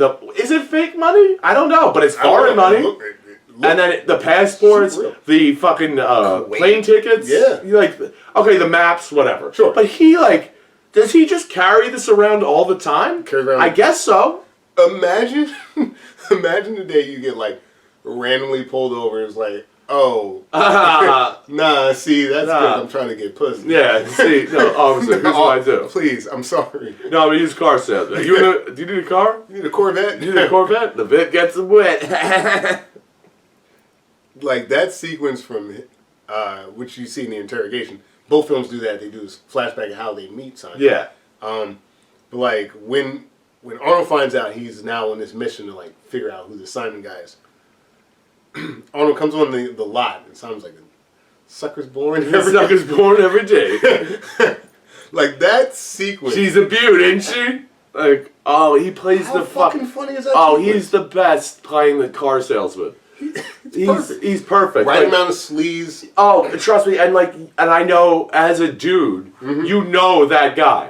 I've known that guy 1,000 different times. That like sit there and talk to you like, I don't want to fucking hear this story. Like, so I was fucking her, right? Exactly. Yeah, that guy. You're like, oh god. Jeez. Yeah, and then like just Arnold playing it perfectly, making him that much funnier. He was really, he was, he was really give it to the ladies. So who you trying to fuck now? Oh, there's this one. Great titties. Great titties. Ass of a 10-year-old boy. Oh, which actually not, kinda. And right at the same time, as soon as he says that line too, is my favorite shot of the movie when he just cracks him in the face, like, and I think about that so many times. Whenever someone's really annoying me, I think about that. I mean, it's like there's just you can just see in my face that got like, and he's like just staring at him while he's bleeding all over the car, like, I don't know, like that portrayal is just so much fucking better when Arnold goes through the whole sequence. Of he's like, that's Carlos. He's a Carlos the Jackal. So good. Like it's just so much better. Like it makes that entire sequence so much better when like he's like comes up on the trailer, and even like when he gets to the trailer, Bill Paxton being like, yeah, the penthouse in New York is like it's too hot. My place in DC is too hot right now. So's the penthouse in New York. This is just a little safe house I keep. It's perfect, man. Oh, dude, and the best, like, if you don't know, and I guarantee you it's ad-libbed, I just want to make sure I got it right. Sure. We got that part. The, Bill Paxton's amazing. Yeah, he really is. He's a fake, when Arnold's like, those idiots. It's so bad. Oh, the scene when he's like watching him in the used car salesman, he has the binoculars, and Tom Arnold just talking to him. He's like, I should just fuck around with this guy for a little bit. He's just a used car salesman. I mean, no big guy. And then he just smashes them. I mean, you gotta admit, if it wasn't you, it'd be Yeah, it'd be really funny. But the I haven't seen. No, not that part. The where is it? Give me the goddamn. Oh, when they get her into the car, Yeah. and then they're taking him behind her, and he's screaming, "Take her! Take her! Oh God, don't hurt me!" That's so good. That's the funniest. Like, cause he's just ad-libbing that. He's just like, "Take her now." The perfect comedic sandwich of Tom Arnold being like, this guy's doing? Arnold being pissed. Arnold being Bill Paxton being so such a sleazebag. It's perfect. Like it's all like the recipe. It's like the ammonia. Like, I don't know exactly how they got that sequence because it's funny in the original movie. Yeah, it is. But they also do that exact gag in the Totale when she bites him on the arm and like she runs away and the one guy cracks her in the head with the gun and then he immediately turns around and smashes that guy in the face. Pretty good. That's a good gag. It's pretty good. And even like the fact that like to get Gibb to go along with all this. Oh. Arnold had to like pull receipts like, well, remember that time we blew that entire mission? Yeah, that was 6 months job because you were getting a blowjob. It's like, you know about that? And he's like, yeah. He's like, all right, so make it right on Franklin. It's quicker. He immediately switches up. I want to say they're the funniest characters in the film because they are. But Arnold is also the funniest. He's the funniest because he's letting them do. He's putting the straight man to these guys. Right. Like, but there's also like a gag that he does when during the right after, I guess. I know. Yeah, it is the sand spider. Yeah. When he gets out of the bathroom and Tom Arnold's like, stop, and the guy shoots and he's sitting behind the telephone pole or the light pole or whatever. Yeah. And it's so thin, but he just keeps hitting the pole and he's like, oh, and he gets out and he's like, oh, and immediately grabs his dick. I thought it was so funny because that's exactly what I would do. That's exactly. And then he's just like, oh, and he kisses the telephone pole. You know what? I think you just nailed why this movie works so well. Because we would be doing that. This is exactly what dudes would do. Yeah, it's exactly what I would do. Like if you they wouldn't push it too far, and then it's like, okay, I guess we can do it. Right. Like in all this absurd action, it's grounded by these very human and very male interactions. Like Tom Arnold being like, "Oh, my ex-wife," and like getting excited about that and like hugging his boy. Like, I get that. Arnold being like just so, his judgment being so clouded. Yeah. Like, I'm gonna like. Oh, we've been that guy. I've been that guy. I've been that guy in my life. If I could have. And like not nearly to the aggressive level of course not. Bill Paxton, but like you've also I've been that guy too. On some level. It's like just they nail like if you took normal dudes, and that's kind of the premise of this, like a normal guy who happens to be a spy. Yeah. This is what would happen if normal dudes were like spies and fake spies and. But also, what Tom Arnold does so great that he gets immediately intimidated by Arnold Schwarzenegger without showing that he's intimidated. Yeah. Like when he's like looking for the page, he's like, it went from where's the goddamn page? And he's like, oh, it went from it must be a typo. It went from page 9 to page 11. That's crazy. And he's like looking through it, and then he's like, give me the goddamn page, and smashes the window right now and doesn't move at all and stares at him. He's like, okay, okay, he gets to do it immediately. It's just so funny. Like those scenes in the wrong hands could be too much. Because like there's a couple things that Arnold just kind of smashes. And like in a bad movie, you're just like, oh my god, smashing the fucking thing. The chemistry of everybody. Everybody. Arnold, Tom Arnold, fucking Bill Paxton, Jamie Lee, Tia Carrere. I thought he could have fucked Tia Carrere in real life. She was great. I was like, oh man, maybe he could. Maybe he did. Maybe he did. We don't know that. We don't know that. I don't have any lawyers. Yeah, I don't have lawyers. I'm not going up against Kennedy's. Yeah, right? Yeah, can't do it. Yeah. But, man, what a fucking fun ride. Yeah, it's just a fun ride. Exactly. Oh, I have a theory, by the way. Sure. Since we're around that part of the movie. Okay. When they go, the whole bathroom sequence, by the way, which was extenuated greatly because of James Cameron. Sure. Like it was supposed to be, they go into the bathroom, there's a struggle. Okay. Which also is hilarious too, the bathroom struggle. Yeah. Like classic. Like with the old man in the bathroom. Fucking movies in the 90s, they used to love fucking with, like, people in the bathroom. Sure. Or like unsuspecting, like, first, immediately when he goes, the one guy, he puts the cigarettes, which I would immediately notice that cigarettes were there if I were the guy pretending to comb his hair. Sure. And I would have probably, if I were one of these terrorists, probably steal the cigarettes. Yeah. And they're like, well, Dan has a pack of cigarettes now. So all that Arnold would be seeing is the inside of my pocket. But the guy that comes in, the Arab, who's clearly Italian. Sure. Clearly. I didn't read anyone Arab-ness. I was like, I remember I wrote in my notes, it was like, 3 Arab dudes, 1 beer. Get the fuck out of here. Get the fuck out of here. By the way, I hate to interrupt here. Having it be cigarettes is much better than having it be your dog's collar. Oh, yes, for sure. The dog collar camera, no, it doesn't mids. work. Also, like, in La Totale, I don't know if I'd be there letting my boy watch my wife get dressed. No. You know what I mean? I think there would have been a little bit of hey, hey, what are you doing? But they're French. But sorry, go ahead. No, I think that the Italian guy is a stand-in for Sylvester Stallone. I said it. Yeah, I get that. Yeah, and then it even ends with him putting his head in the toilet. Or in the urinal and flushing it, like, cool off.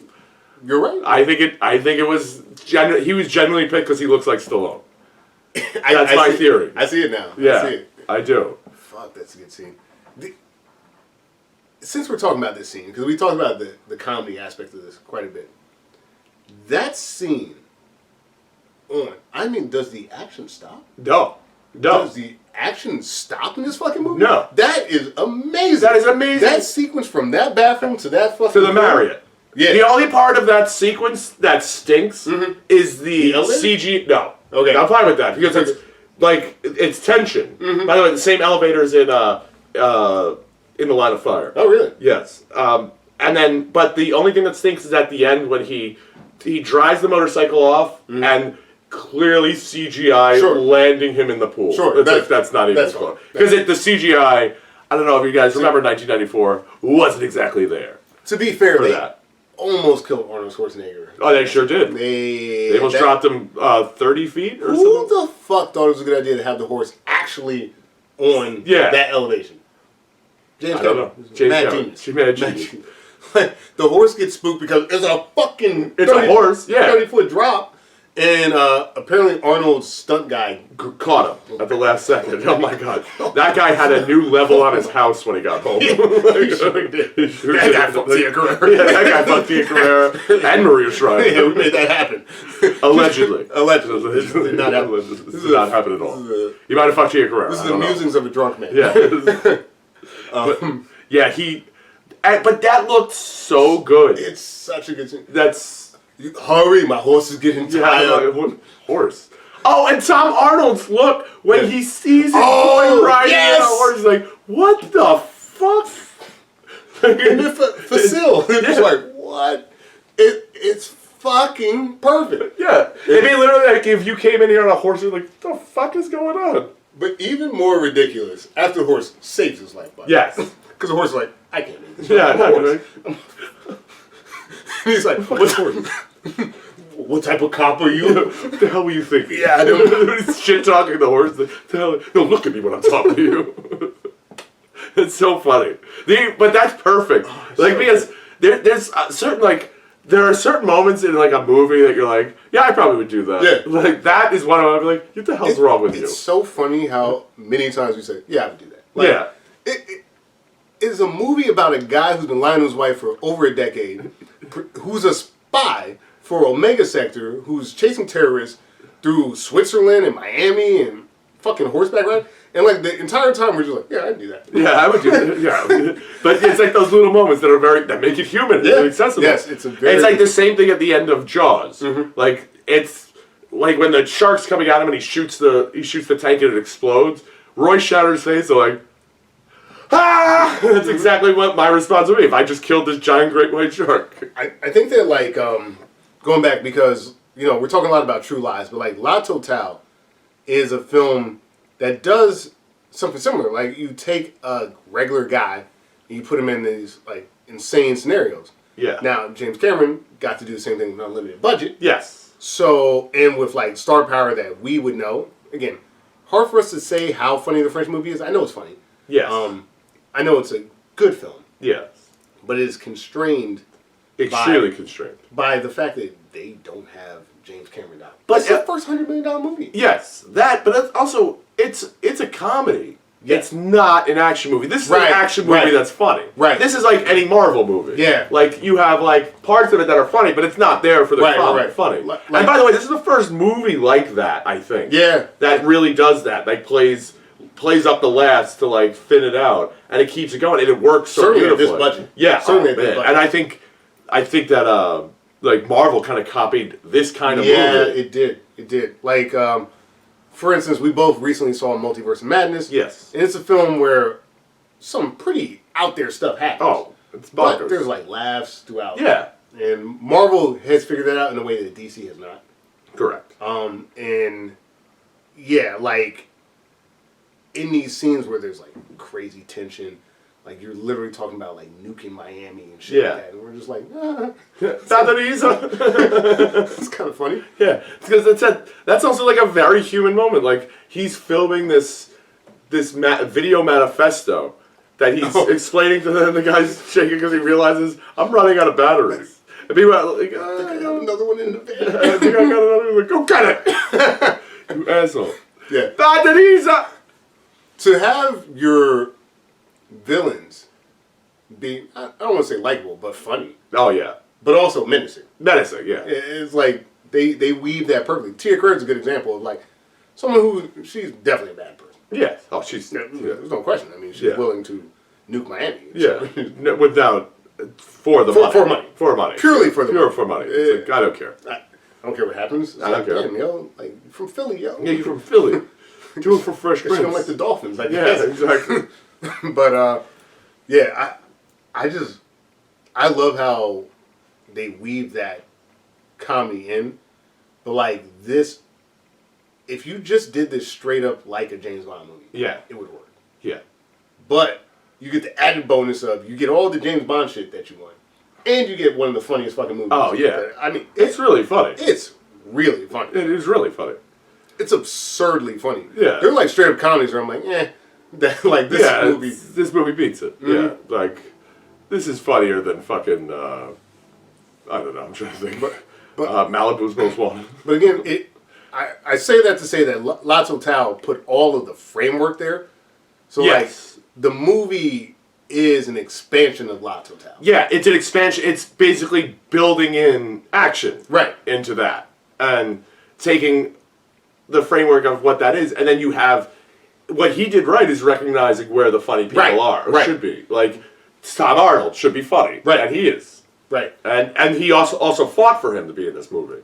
He was not. They were like, no, we were not going to. He's like, well, then I'm not going to do the movie. How about that? They're like, okay. Well, you know, you look at this entire film being made, and you got James Cameron who's coming off of just heaters. Yeah. Just fucking. Yeah, Terminator 1, Terminator 2, The Abyss.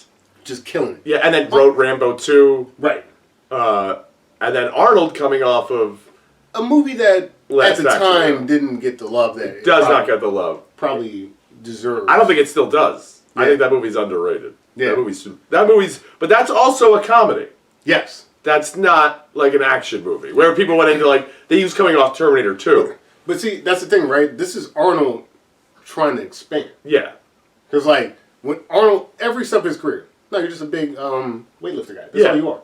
Actor. Get the fuck out of here. You can't even talk. You know? Yeah. And he just boom, boom, boom. Like, what's your name? And that's why Arnold works in like everything, because he's that dude. He's like, first, yeah, I'm the greatest weightlifter of all time. Okay, now I'm the greatest action star of all time? Yeah. How the fuck did that happen? I don't speak English. Fucking governor of California? Sure, why Sure, not? why not? Wasn't born here. I can't even say the state right. California. In the past 30 years, maybe one of the best governors ever come out of the fucking state. It's crazy. Like, he's just good at everything he does, including... Marries a Kennedy. Yep. Marrying Kennedy, banging people that aren't that Kennedy at the same time. Yo, Arnold Schwarzenegger. Like, if he... yeah, okay, shortcomings. Sure. He's not loyal. He wasn't loyal to his wife. Had a kid out of wedlock with the maid. All right, no one's perfect. What do you want to guy But like the that? guy is pretty impressive. Yeah. I don't know if you've ever seen some of the videos of him, like, with all the political tension. Like, he talks about his father, who was like basically like straight up a Nazi. Yeah. My father was a terrible man, and blah blah blah. That shit's good. Yeah. He's good at everything. Yeah. And it's like it's also a weird thing. Like I was watching this. It was this is kind of just a side note. Sure. There's like this. It was a documentary about children of Nazis, and like some of them are like, I want nothing to do with that person. But like the really interesting ones are the ones that are like, yeah, I know he was horrible, but I mean, dude, he taught me how to play catch. Right. Like he was still my father. Like, he was he's like, yeah, what he did was not like he was not right. I know that, but I don't know how I'm supposed to feel because I didn't see that. Right. Like I saw this guy came home, made sure I was fed, and took care of me, taught me like how to talk to women and whatever. And you know, like again, going back to like the central theme of like why La Totale works as a movie, as a comedy, why this movie sort of starts to elevate is because you look at someone who has all these different notes to him. So like, it's like. Yeah, maybe my dad's a Nazi, but I kind of like him, you know? Like, maybe haven't been the best husband, but, you know, I care enough to, like, wiretap my wife. Like, is it an extreme... Oh, can we talk about that for a second, when they wiretap his wife? Sure. How fucking... I think she's going to notice that her purse weighs 30 goddamn pounds extra. It was like, there was a recording device, then a backup power source. Right. I don't know if you remember the 80s. Shit didn't look like this. No. It did not look like this. No. It was like, it was a fucking battery. Like, and her purse wasn't exactly small to begin with. It was a sack. Yeah, the little shit from Home Alone. Yeah, exactly. The talk boy. Oh, God. Also, I had one of those. Oh, I love that greatest toy I ever had. Yes, greatest thing I ever Sword in the Batman car from the animated series. Oh, yeah. I had the Batman from the original Batman with the shell that went on it. Yeah. That was the shield. Yeah, that's good. That was cool. It was a cheap piece of plastic, but it made all the difference. Hey, yeah. The top boy. That was. Sucks our dads were Nazis. Yeah, I know. Well, especially, it was weird that yours was. Yeah, it was crazy shit. Yeah. But I can't believe they met at Nazi camp. The horse scene though, I will forever now though because of that. I will think of Wrongfully Accused. I don't know if you've ever seen that with Leslie Nielsen. If no, you haven't seen it.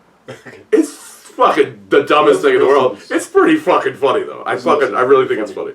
But they do that. They do that exact thing. Where he rides a horse, and then but they film it exactly the way they filmed it in that movie. Really? So it's like the real people, everything that they really did, he did it, like for the joke.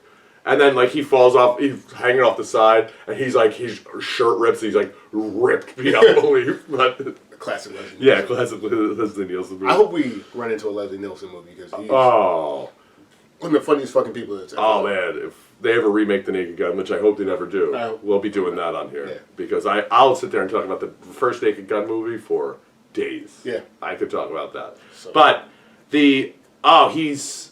Arnold's really, because he also knows, he's fucking Arnold Schwarzenegger. Right. Like he stands out.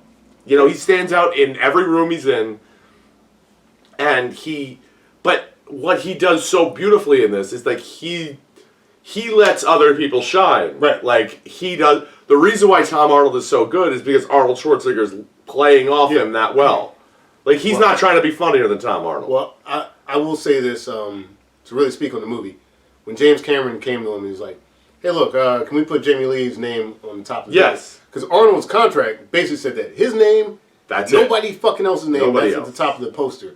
And he was like, "No, I don't give a fuck." Like, yeah, he's like, absolutely. She's in the movie so much. Yeah. Of course of course. I mean, like she got top billing with him. That is just team ball, and like this movie works because everybody's playing fucking team ball, man. Like throwing an assist over to Tom. Yeah. Tom's throwing it back to Bill Paxton. Bill Paxton's throwing it back to Arnold. Like it's going back to the pacing. That's why the pacing works, because you're sitting there like, wow, that seems a delight. That seems a fucking delight. Yeah. Everything's like, damn. And then they get to also the other part that the end of the movie, that was another part that almost happened, almost became a horrible accident. Yeah. It got struck by lightning when they were filming. Fucked up so much shit, started like a fire and stuff, while everyone was on lunch. Just so happened that they were like everyone just wasn't there. Goddamn. I mean, even they missed it by like 20 minutes. Holy shit. Yeah. That's wild. That's like two horrific things that could have happened. Yeah, Arnold could have died. Liza Dushku actually, like, that crane seems a little rough. But, too. Yeah. Oh, we also didn't talk about what that piece of shit did. Oh, yeah. Like that after, like, she spoke up to someone and they didn't really do anything. He rigged it so she broke her ribs. Yeah, you know. Like a piece of shit. When you have a 12-year-old that, yeah, you know, you're being a horrific monster about, yeah. And then she has the gall. Just brave enough to be like, hey, this guy sucks. Yeah. And it's like, oh, I'll fix you. Yeah, I'll fix you. Break her ribs. Oh, what a piece of shit. Yeah. You know, fuck that guy. Yeah. Fuck that guy. Fuck that dude. Whatever. I mean, I just thought we'd touch on that. Yeah. Also, Charlton Heston is the only guy that could almost like big dick Arnold Schwarzenegger. Yeah. Because he's like, Charlton Heston is fucking Charlton Heston. Right. Like, he's like, yeah, let's go. Not that he's big dicking him, but he's almost like... What makes you think the courtesy I'm extending to him? Talk down. Yeah, could talk down to him a little bit. Totally. But I also didn't understand in the beginning when he's like, you botched that up. What'd you botch up? You did exactly what you were supposed to do. It was fine. Yeah, like, no one knew who you were. Yep. I guess maybe the only thing you botched up using your own first name? Well, yeah. Harry Rehnquist instead of Harry Tasman. Making him use his name. Yeah, it's like, but then he planted the bug. They got all the information they needed. And he's like, well, you did it. Guys don't have anything solid. They got pretty. There was a lot. I mean, they were like, this guy's an arms dealer. This guy. Which he immediately follows to Tia Carrere. Yeah. And she's like, Harry, I didn't think I'd see you again. And he gets all the information. She calls his little, like, fake phone numbers. Yeah. He's like, I forget what his front was, but he was like some sort of, I don't know. He was getting wasn't he an art dealer? Something like that. Yeah. But everything also with that, I was like, why are they attacking him? Like everything checked out. She specifically says like everything checked out. Right. Like, and then there's no other. That's the only part of the scene that's like missing is like when they find out that he's actually a spy. No one know. There's no reason. I think and we'll talk about it now, I guess. Also, just to throw this in here, the equivalent of Charlton Heston is Francois Haji Lazaro, who plays Brockett, the head of the Secret Service. He kind of looks like the dude with no nuts from Game of Thrones. Oh yeah, yeah, he looks like that guy. But whatever. The main bad guy in La Totale is Jean Benguigui, who plays Sarkis, an arms smuggler, and his equivalent in the remake would be Art Malik, who plays Salim Abu Aziz. So, speaking of Malik's character, yeah, like when he slaps Tia Carrere. Yeah.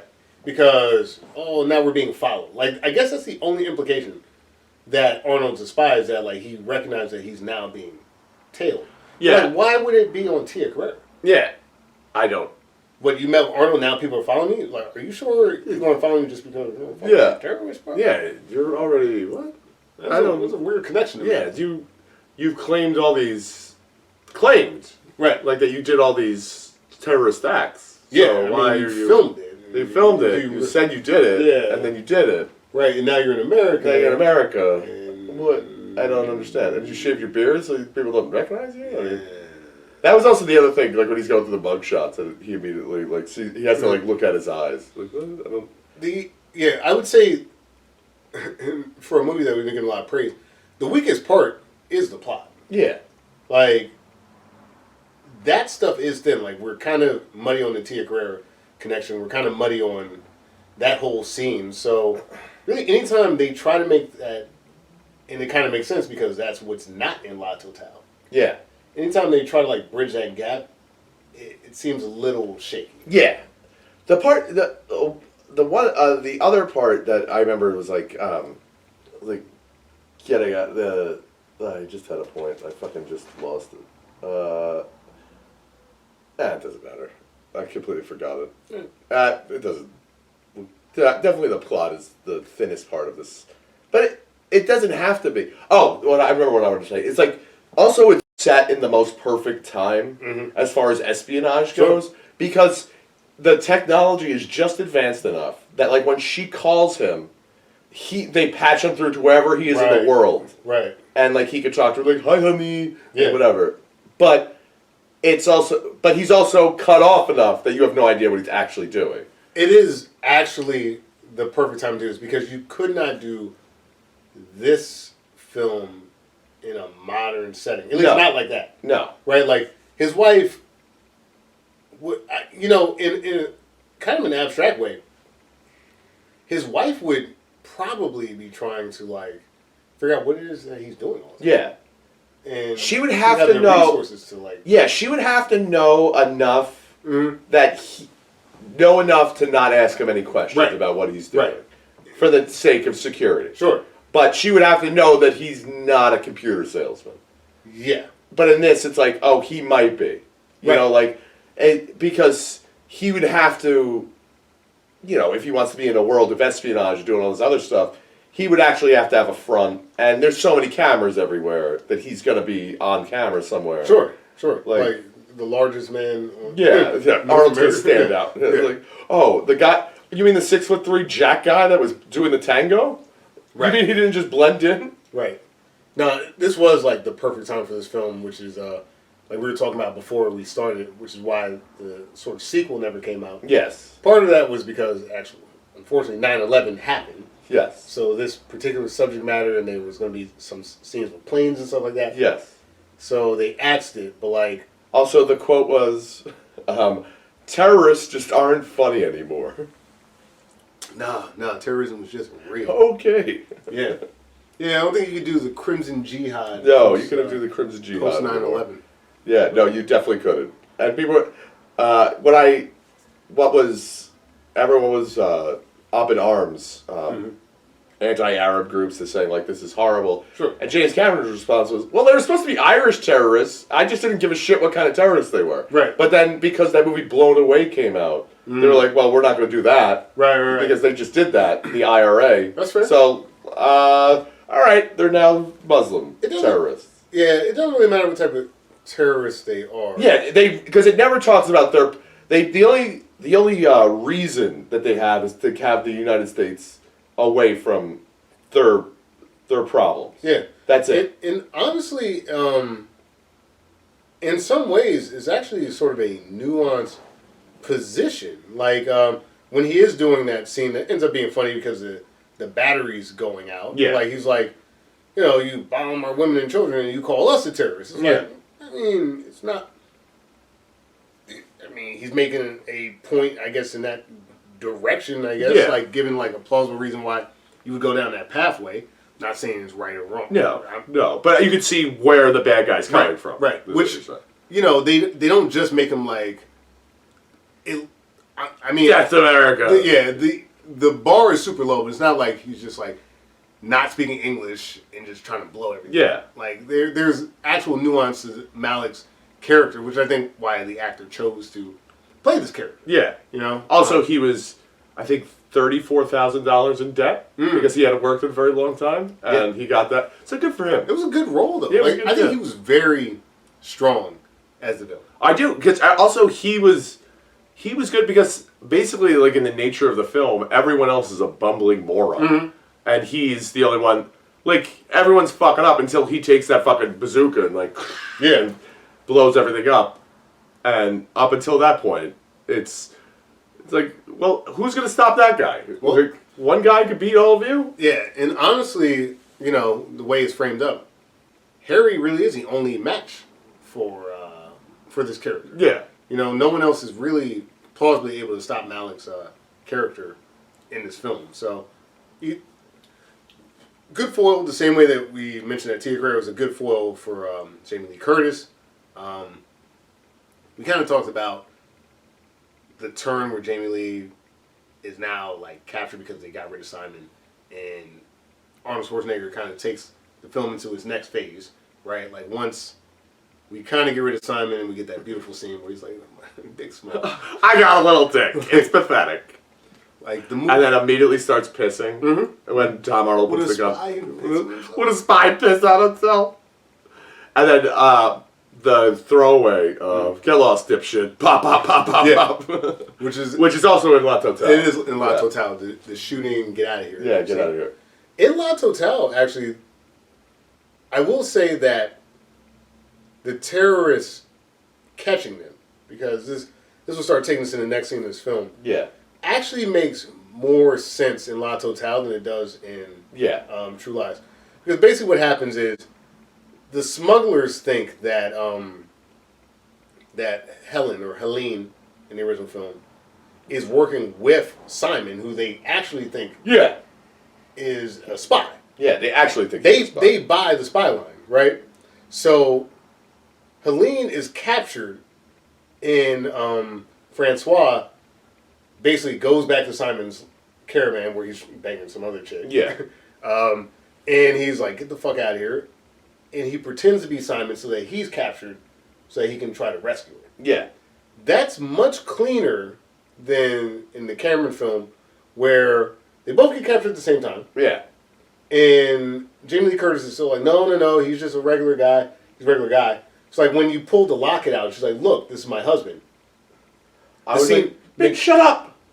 Yes, Yeah, that. But the scene makes much more sense in the original film because Simon's a spy. Her husband is like, no, you got it all wrong. That's my husband. That's not Simon. Yeah. In this film, like with the James Cameron one, they get there, but it's a harder. It's a lot further. It's a harder thread. But again, just basically saying that like I think La Totale does that scene really well. Which, you know, speaking of the gun part, like the wife stepping up makes a lot more sense. Yeah. In the original. But that fucking action, man, from the sequence where they're both captured after Jamie Lee Curtis' sexy dance to everything that happens after that is nuts. That and it's such a small little thing, but you could tell, and I don't think he's doing it as the character, like Arnold's character when Tia Carrera's like hitting on him, like, oh, what we had. He's like, there is no us, you sadistic bitch. Right. And he's like, you see the change of him, like because he's all flirting with her and whatever, and you could clearly tell that that's meant for the. I mean, it's supposed to make him out to be like the ultimate good guy. That he's not cheating on his wife. Right. And no matter what he's doing, like he's doing this for the better of the country. Right. He's flirting with her to get information. But his immediate turn, like on the plane, like he's just fucking disgusted with her, and he's just like, yo, I don't have to act with you anymore. I don't give a shit. No, it's great. Like, and he does it really well, of like being done with her, and then when they take him to the island, to the Florida Keys. Sure. All right, crew. I may be smoking a cigar for the rest of this episode. Took a quick break. Yeah. So where we left off was we were talking about Malik being a great terrorist. Yeah, he's a good terrorist.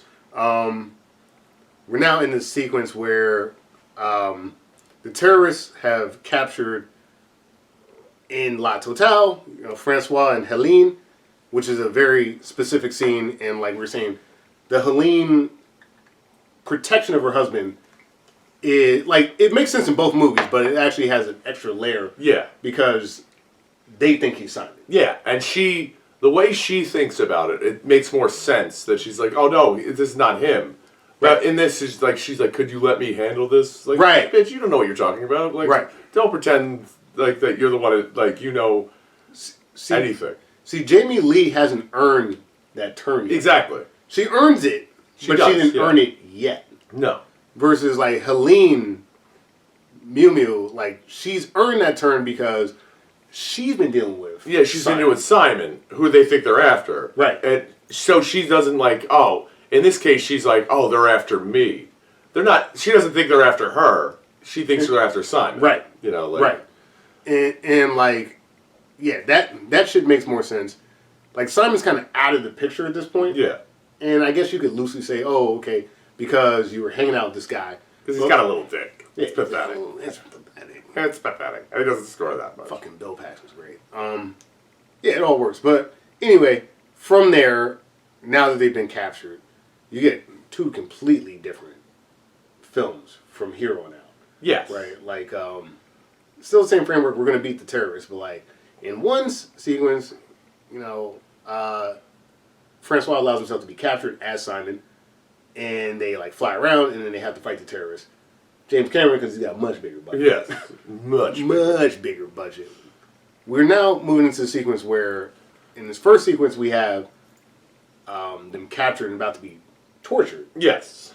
Tia Carrere kind of reveals her evil plan, and we just kind of pick up from there. Yes, which obviously everyone has to tell everyone their evil plan. It's a James Bond movie. It's a James Bond movie. It's a James Bond movie. And they enter the sadistic torturing doctor, who looks a lot like the Heaven's Gate cult leader. He does. He does. He looks just like that guy. Like, oh man, that's what he looks like. Except just like 10% creepier. Yeah. It's like 10% like bags under the eyes. And 100 points you can guess who he is. yeah.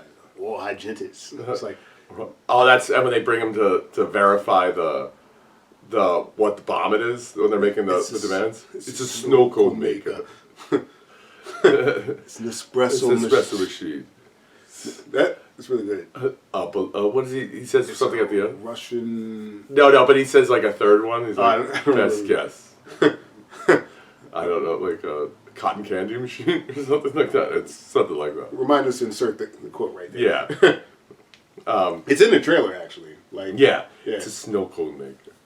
And they like walk up to him and he hits him. He's like, or grabs her and like puts the knife to her throat. Yeah. And gives a great threat. Like the last thing you'll see is your blood on your husband's face. Yeah. Yeah. It's true. Now it's a great threat. In La Totale, they don't cut her throat, but like they actually start cutting at her ear and you see her bleeding. And that's when he gives it up. Yeah. So again, same sequence, but a little different. And he says exactly what the bomb is, like boom, boom, boom. It's got this Russian payload. Yes, and I love how they say they got the bomb in Kazakhstan, and they're like, you remember the time when you're like, where the fuck is Kazakhstan? And now thanks to Borat, everyone knows. We all know about Kazakhstan. Everyone knows where Kazakhstan is. So good, but yeah, I think that this sequence is fine. Like it gives you more of the Tia Carrere build up. It raises the stakes quite a bit. Yeah, it drives her point home why she's doing that. And then when they bring in the doc, they give him the truth serum. Yeah, which is great. It's great. It's really like it's for something that's like an impending doom. Sure, it's really funny. It's a very dark, literally gallows humor. Yeah, they're gonna kill us. Yeah, they're like, oh, so are we gonna die? Yep.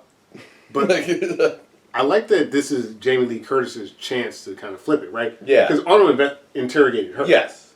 And now she's got this moment where, like, maybe not the best time, but hey, you got truth. That's all you got. What's going on? And he explains everything, and that 17 years. Smart. And then just like have you ever killed anyone? Yeah, but they were all bad. They were all bad guys. They were all bad. Yeah. That's really funny. Like his justification just right there. He's like, yeah, but they were all bad.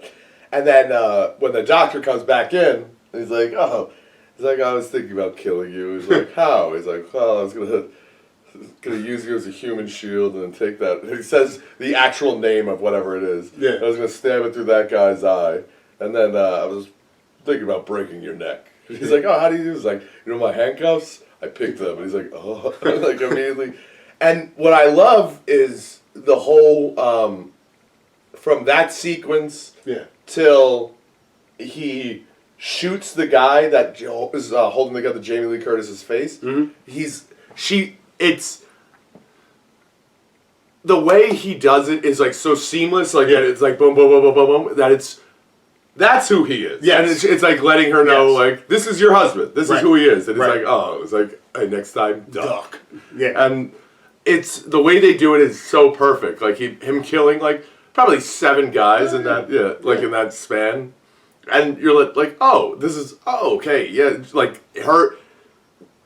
Not that we don't know who he is, but this is her introduction to it, and it's so flawless. Like it's like because up until this point, she's hearing him, but she doesn't believe. Yeah. Now she sees. Oh shit! This guy is not. you're not fucking around with my husband here. Now, what's interesting about this scene is that after that, you know, we get that sort of Uzi scene that's in both films. Yeah. The scope is... The sound on the Uzi falling, by the way. Yeah. You literally know exactly how much that weighs. Yeah. It's perfect. Yeah. The sound engineering of that Uzi when it's on the back and then it hits the ground and you can hear it. You know exactly how much that weighs just for the sound. Yep. James Cameron. Yeah, it was perfect. Genius. Yeah.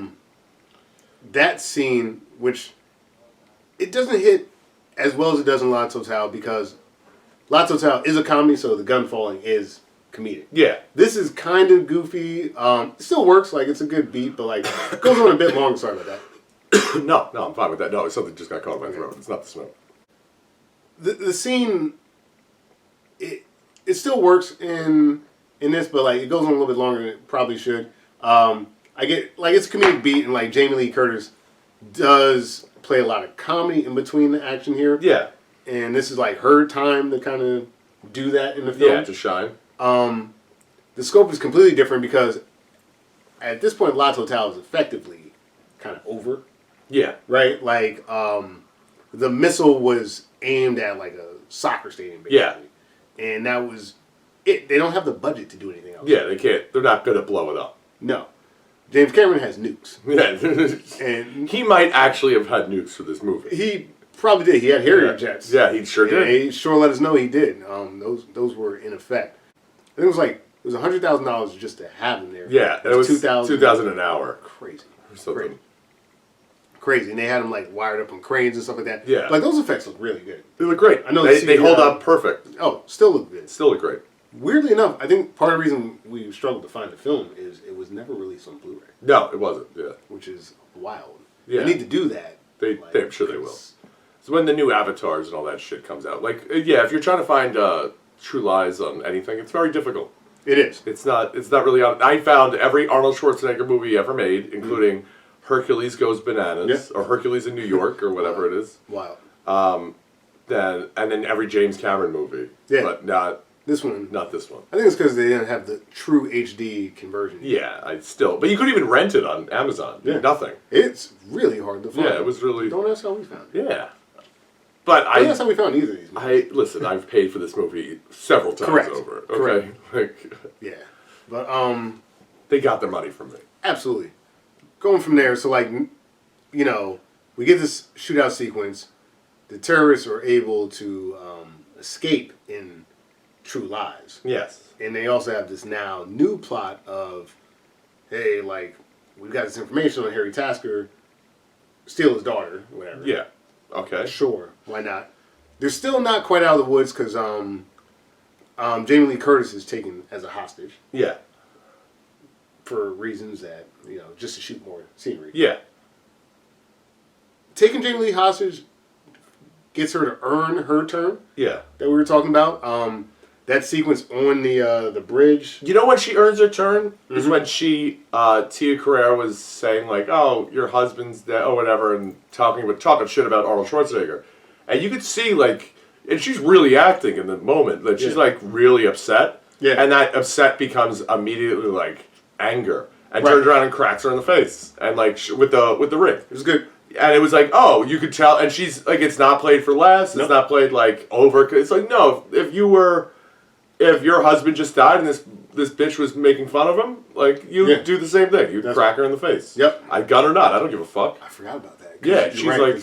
The big explosion that Arnold dives yeah, into it does the in the water, it's swimming slowly. It's a great scene. With the fire going on above him. Fucking great scene. Yeah, James great. Cameron, genius. Yeah. I'm going to say that a lot.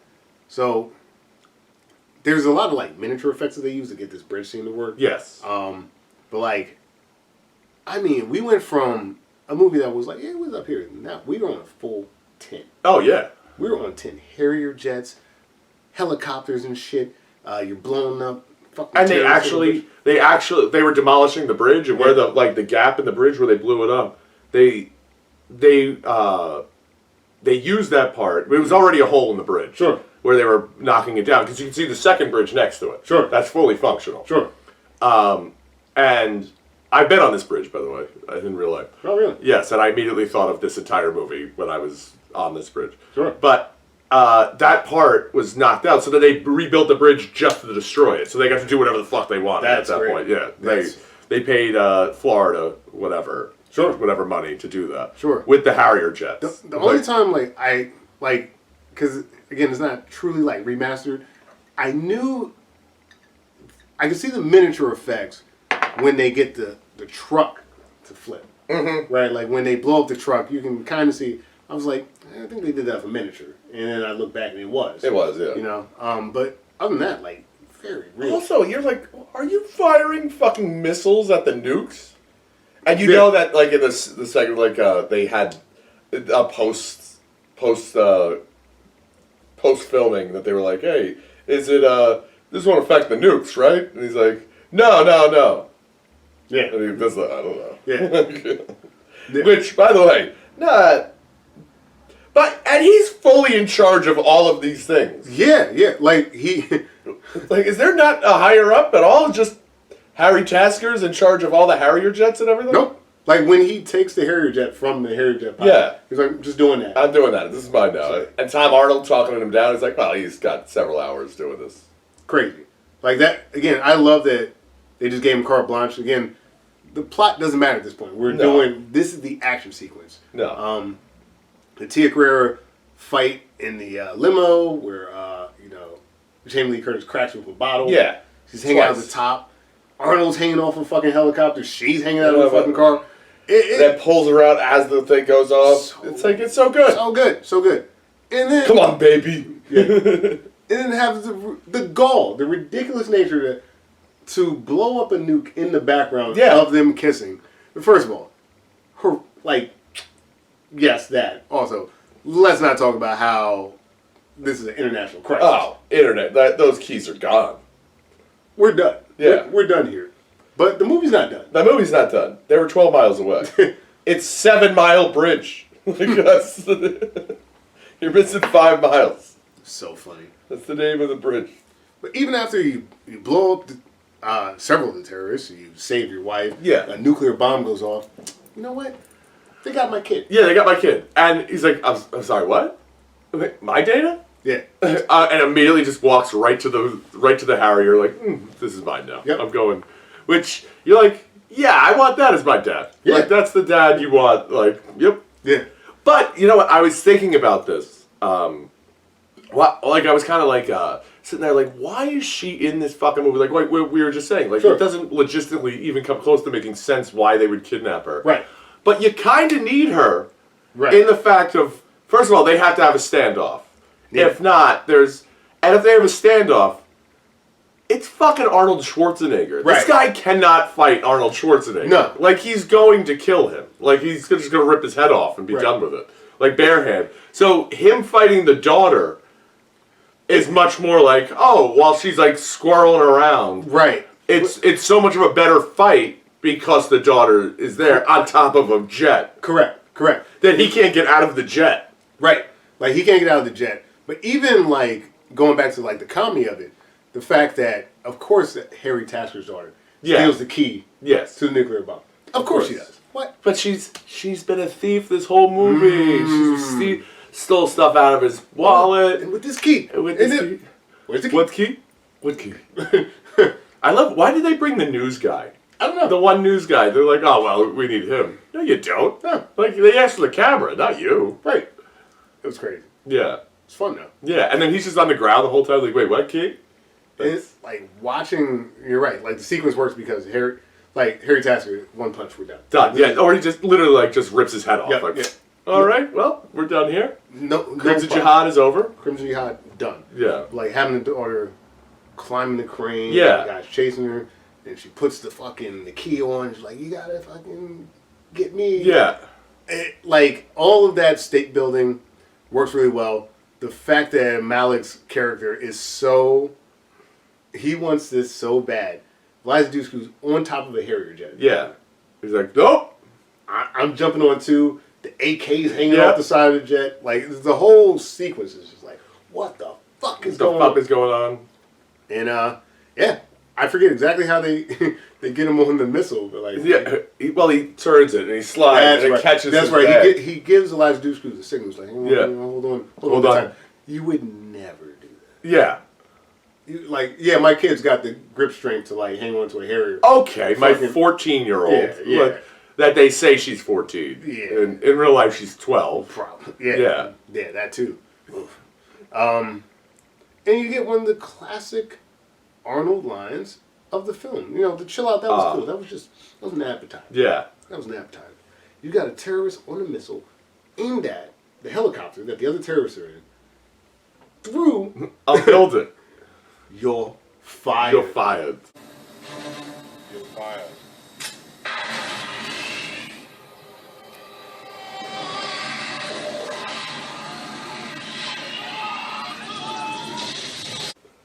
You're fired. One of the best, like, poetic. He's dead. It's great. He's dead. It's beautiful. It's great. Fucking dead. Then he lands the helicopter down. I mean, he lands the Harrier down. And that Harrier went on to be a set piece in Avengers. Oh, really? The Avengers movie, when Thor and Hulk are fighting in the other big Harrier jet. Sure. And he crashes, he throws him through. It's through that jet. That's fucking awesome. There you go. Now, the family's happy. Everything's all good. And they're all thumb wrestling. Yeah. I declare thumb. You're cheating. Yeah. Which, by the way, he looks so maniacal, but that's probably exactly what he looks like when he's having a really good time. Probably. Yeah. Probably. I just love that, like, sure, have you neglected your wife for a decade? Sure. Are you a terrible father? Doesn't matter. Doesn't matter. You flew that Harrier. Hey, where are the other 2 nukes? Mm-hmm. Oh. What? Why are you asking questions? Are they at the bottom of the ocean, or...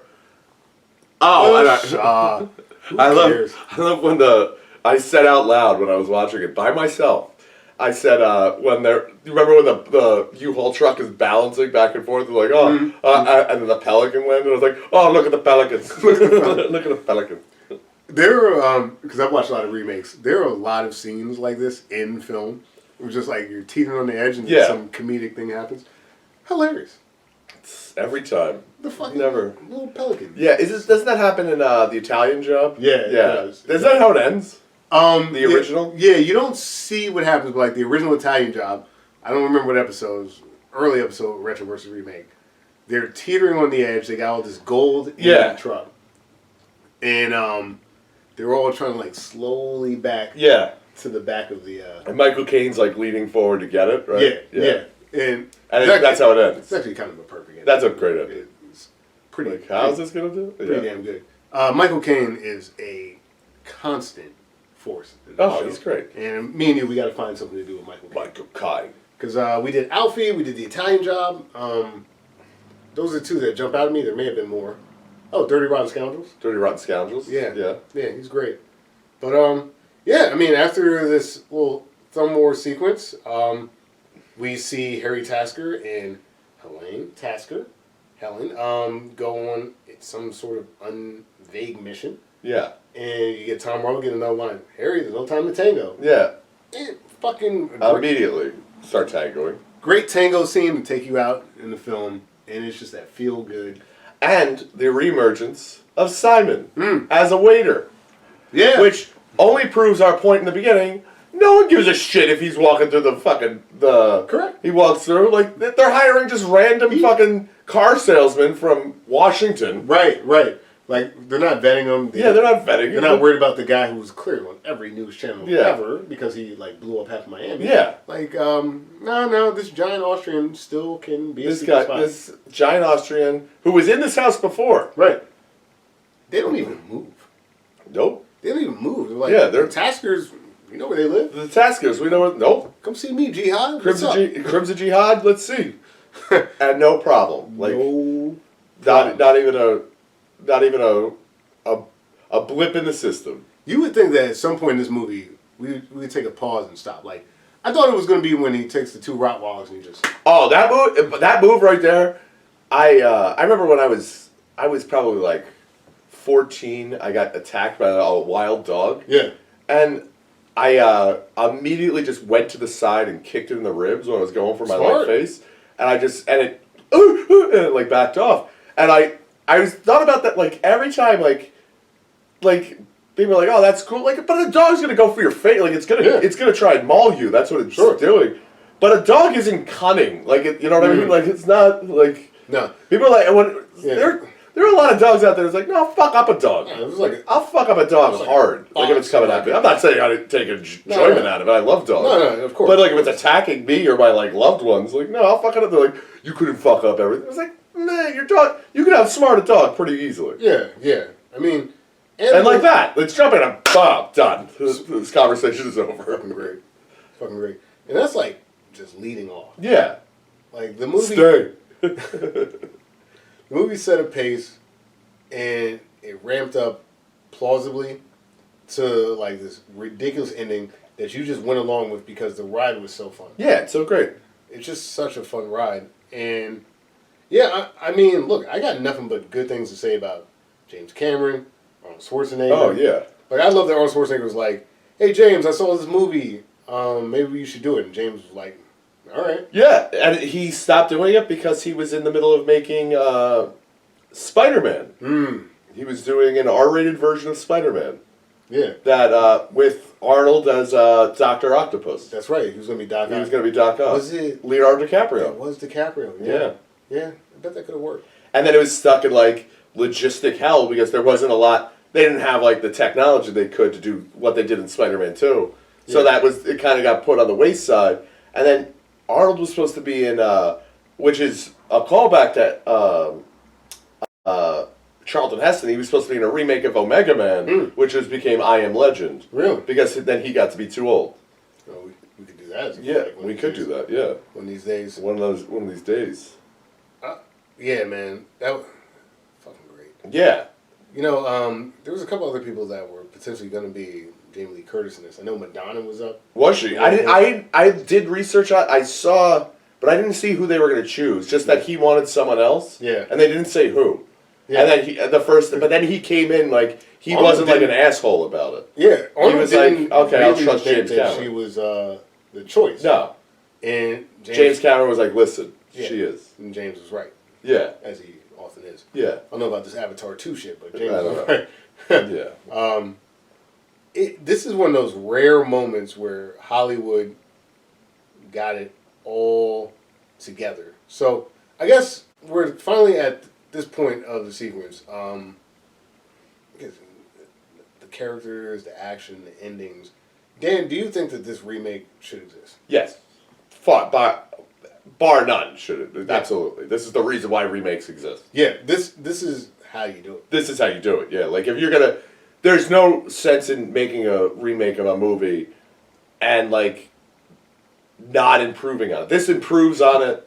First of all, it brings it to an English... It's a different making an English remake, like an American remake of a French movie. Because no one's going to watch it. Like, no American's going to watch it. Whereas... but also, this is the first American movie, released in Vietnam after the war, since Vietnam War. Really? Yes, this is the first movie. I know. But, so that even brings it to like a wider audience. It just brings it to a wider audience because the American movie market is huge. Right. It's so much bigger than the French movie market. Not that the French movie market's bad. No. It's just much more accessible. For instance, like, how hard was it to find La Totale? It was extremely difficult to find La Totale. There's another podcast. You know, I'm gonna shout them out just because they helped me with some of the research on this. If you are still interested in hearing someone talk about this film, episode 300 of a podcast called Invasion of the Remake does La Totale, and they were able to get their hands on the subtitle version. Yeah. So if you want something that like has a better grasp of the original, because they like watched it. They watched the subtitles. But like you hear them talking about it, it's like it's their white whale. They're like, we could not find the English subtitled version of this. If you try to get this on DVD, it's going to be region locked and stuff like that. Yeah. It is an extremely, extremely hard movie to find. I was really nervous because I've so far have basically 100% success rate of finding the film, and I think it continues because I did find the film. I watched it. I found it too. You know, I understand the general premise and was able to do a lot of research. So the only thing that we kind of can't speak on is the comedy. Yeah. But everything else, I think we can reasonably talk about. And if Jerry Lewis is any any gauge of it with the French find funny. All right, I think we're okay. Yeah. I think we're... But, yeah, no, you're right. Like, La Totale is a great premise. It's a great premise. What does James Bond do when he goes home? Mm-hmm. Exactly. Fucking perfect. That's Yeah. the tagline. What does James Bond do when he goes home? Yeah. The constraints they have, because it's really hard to find the budget, too. But, like, you can't find the budget of this film. But it is a very competent film.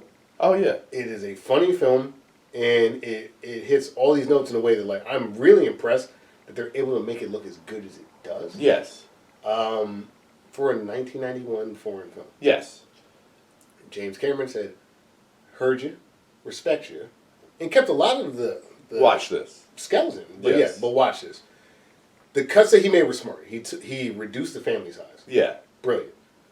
We don't lead in with, which I think La Totale, like you mentioned, does better. We do get to see a little bit of the family life before the action. Yeah. Which I think is a smart choice. But the scope is just better. Like some random hooker, you bug, or Tia Carrera. Huge upgrade. Huge upgrade. Huge upgrade. Miu Miu, she's a great actress, and she does really well. And I think her shooting scene is better than Jamie Lee Curtis's. Yeah. But Jamie Lee Curtis just like blows this shit out of the water. Oh, absolutely. Out of the water. Arnold Schwarzenegger, I mean... He's Arnold Schwarzenegger. How are you going to go up against him? So, like, Timothy, he was fine. He was a great actor. And I thought that he was a more believable everyman spy. He would be the spy in real life. Like, he would be. It would not be Arnold Schwarzenegger. It would not be Arnold Schwarzenegger. They'd be like, are you a spy? Because you're 330 pounds of solid muscle. Correct. And you're 6'4". But that's that Hollywood sheen that we get in this film. Yeah. Gibb is better than Albert. Yeah. Like, leaps and bounds. Tom Arnold knocks it put his fucking foot in the shit. Yeah, because it's like, oh, Tom Arnold, this is what Tom Arnold would be doing if he was a spy. Correct. And it's just like, he's still... It's not like he's out there, like, punching and shooting shit. He's just like, he's just palling around, which is phenomenal. Even at the end, the last line of the movie is Tom Arnold. Yeah. He's like, I don't want to be in the van anymore. Next time I'm not going to be in the van. Yeah. That's it. And it's just like... That's so good. The fact that, like, he's in the van and Jamie Lee Curtis isn't. Yeah. Is hilarious. It's hilarious, yeah. Simon, the upgrade of Bill Paxton. Bill Paxton is phenomenal. He should have won some kind of award for this shit. I hope he did. He did in heaven. He did. Rest in peace. Rest in peace. 2017. Who, by the way, him and Arnold Schwarzenegger had the same heart surgery. Really? That's the one that he died from. Damn. He died under the knife. Unfortunate. Yeah, it's unfortunate. But this is also the last movie that they acted together in. They were in 3 movies together. This, Terminator, and something else. I can't remember the other one, but it was something else. I do remember Bill Paxton from the Twister ride at Universal Studios. In F5, they call it the finger of God. Man, Twister. Bill Paxton's range is... This is the funniest shit. I've seen a lot of funny shit, and, like, there are things that are equally as funny, but there's nothing funnier than this. Oh, man. Him just being, like, the scumbag. Sleazy car salesman? Sleazy car salesman. I got a little dick. It's pathetic. And, like, him panicking. Even at the end, when he panics, he immediately pisses himself. When she thinks, if I ever saw a gun, I go, oh, no! No, I haven't seen your face. And I went, no, I didn't know. I didn't just see your face. Good scene for Jamie Lee Curtis, too, because she pulls up the thing, and it looks like a silencer or a gun, and it's just lipstick. Yeah, it's just lipstick. And he pisses himself and runs away and makes a huge scene. Like, in a bad movie, this is ridiculous. Yeah. I'd be like, stop this movie. Stop this movie right now. But in this movie, I'm like, yes, thank you for giving me one more Paxton scene. Thank you for giving me one more Tom Arnold line. All of them coming back together in that sequence at the end. Oh, it's so good. With Arnold doing the tango. It's so good. Yeah. So, I 100% agree with you. This remake should exist. This is exactly how you do a remake. Yes. You keep the bones of the film. You make cuts where maybe they should have been in the original. You expand on the concept. It's paying homage. It's not like a cheap Hollywood remake where it's like, it's not a cash grab. No, this is a labor of love, Yeah. which should not exist. It shouldn't, no. There's no way this movie should exist, and yet it does, and it's one of the best It's great. movies I've ever seen. Like, dude, we've been talking about this. Like, Charlton Heston's in this movie. And he's in it briefly. Yeah. Like, and we barely spoke about him other than being Nick Fury. And he was great in it, too. Yeah, he's in it just like, all right, he's there. And he's an upgrade from the French actor. And again, no disrespect, but it's Charlton Heston. Yeah. It's Charlton Heston with the Nick From Fury. Viserys. Yeah. Yeah. I mean, this is the benchmark for remakes. Absolutely. It's phenomenal. It's so, and if you haven't seen it, it's just a fun-ass movie to watch. Yeah. It's just, it's not like, we dissected it more than we needed to, but it's fucking fun as shit. Like it's kind of like, I can just kick back and watch this. Yeah. I mean, I watched it, which doesn't happen a lot. Like, I watched it again today because I wanted to be ready for this conversation. Yeah, I watched it last night. But I've watched this movie about 2.5 times since we talked about this. Oh, yeah, okay. Since we've talked about this. Since we talked about it, yeah. Because I really wanted to be ready for this conversation. And I think for a lot of the audience, I can guarantee almost none of you have ever seen La Totale. And I want to give La Totale its flowers. It's a really good movie. Sure, it's French and we can forgive that. Yeah. But like, what they put down in La Totale was such a good framework. It's definitely interesting. It's super interesting. Yeah. But this is what happens when you have a hyper Hollywood budget. Yeah. And a good director. Because I've seen a lot of fucking remakes where they just throw money at a premise and they lose what the actual movie was about. This kept all of that. Yeah. And made it better. I agree. And but if you had to see one of the two, True Lies. Watch True Lies. It's much better. True Lies is a much better film. Also, the cover of La Totale does look like it's like a 90s sitcom. Yeah, it does. Like, it's like, whoa, we're wacky. It looks like if you did that as a sitcom. Yeah. I'm a spy dad. And it's kind of like Get Smart. It's like, You know?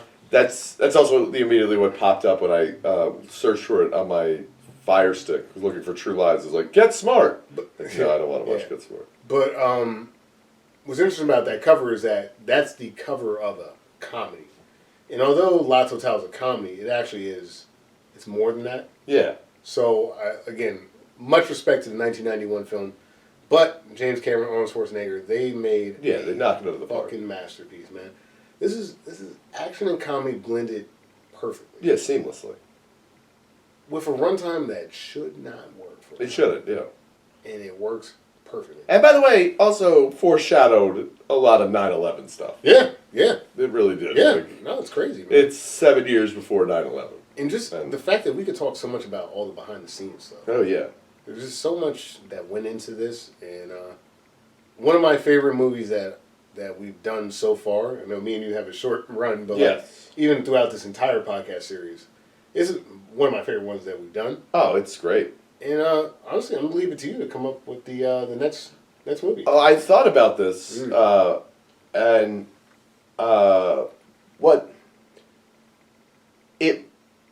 we discussed this, which I think it might be a great thing to discuss, because I could also talk about one of these movies and I've never seen the other one. Sure. Is L.A. Story and Heat.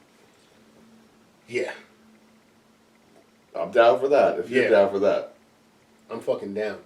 You know, it's funny, and maybe this will come up.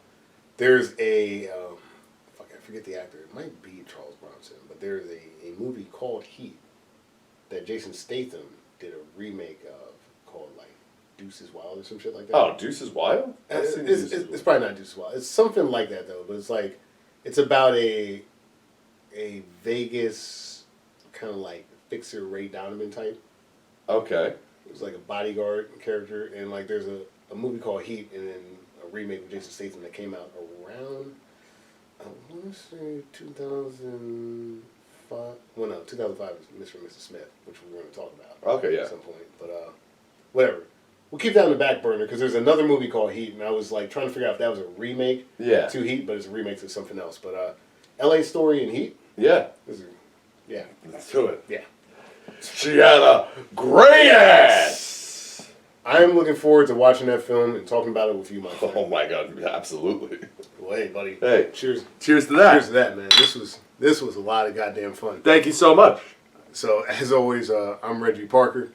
And I'm Dan Farley. You can find me at JerseyDan18 on Instagram? Yeah, you can find me at RP Comedy on Instagram. Oh, I'm sorry. No, it's not. It's Dan Farley 18 on Instagram. There you go. There Dan you Farley 18. I'm RP Comedy. This series is on Spotify, YouTube, pretty much anywhere you get podcasts, iTunes. Just finger that subscribe button. We have a social media at Retro versus Remake that now that you're here, I think we can get it all up to speed. Oh, okay. I'm working there, on it. baby. And yeah, no, this was a hell of a lot of fun. Yeah, And fuck yeah. I can't even imagine what me and you are going to talk about. Talk about Heat? Oh man, Okay, I'm excited. if you like this, we're going to get even more hype about that. Yeah. So I already know more about Heat than I should.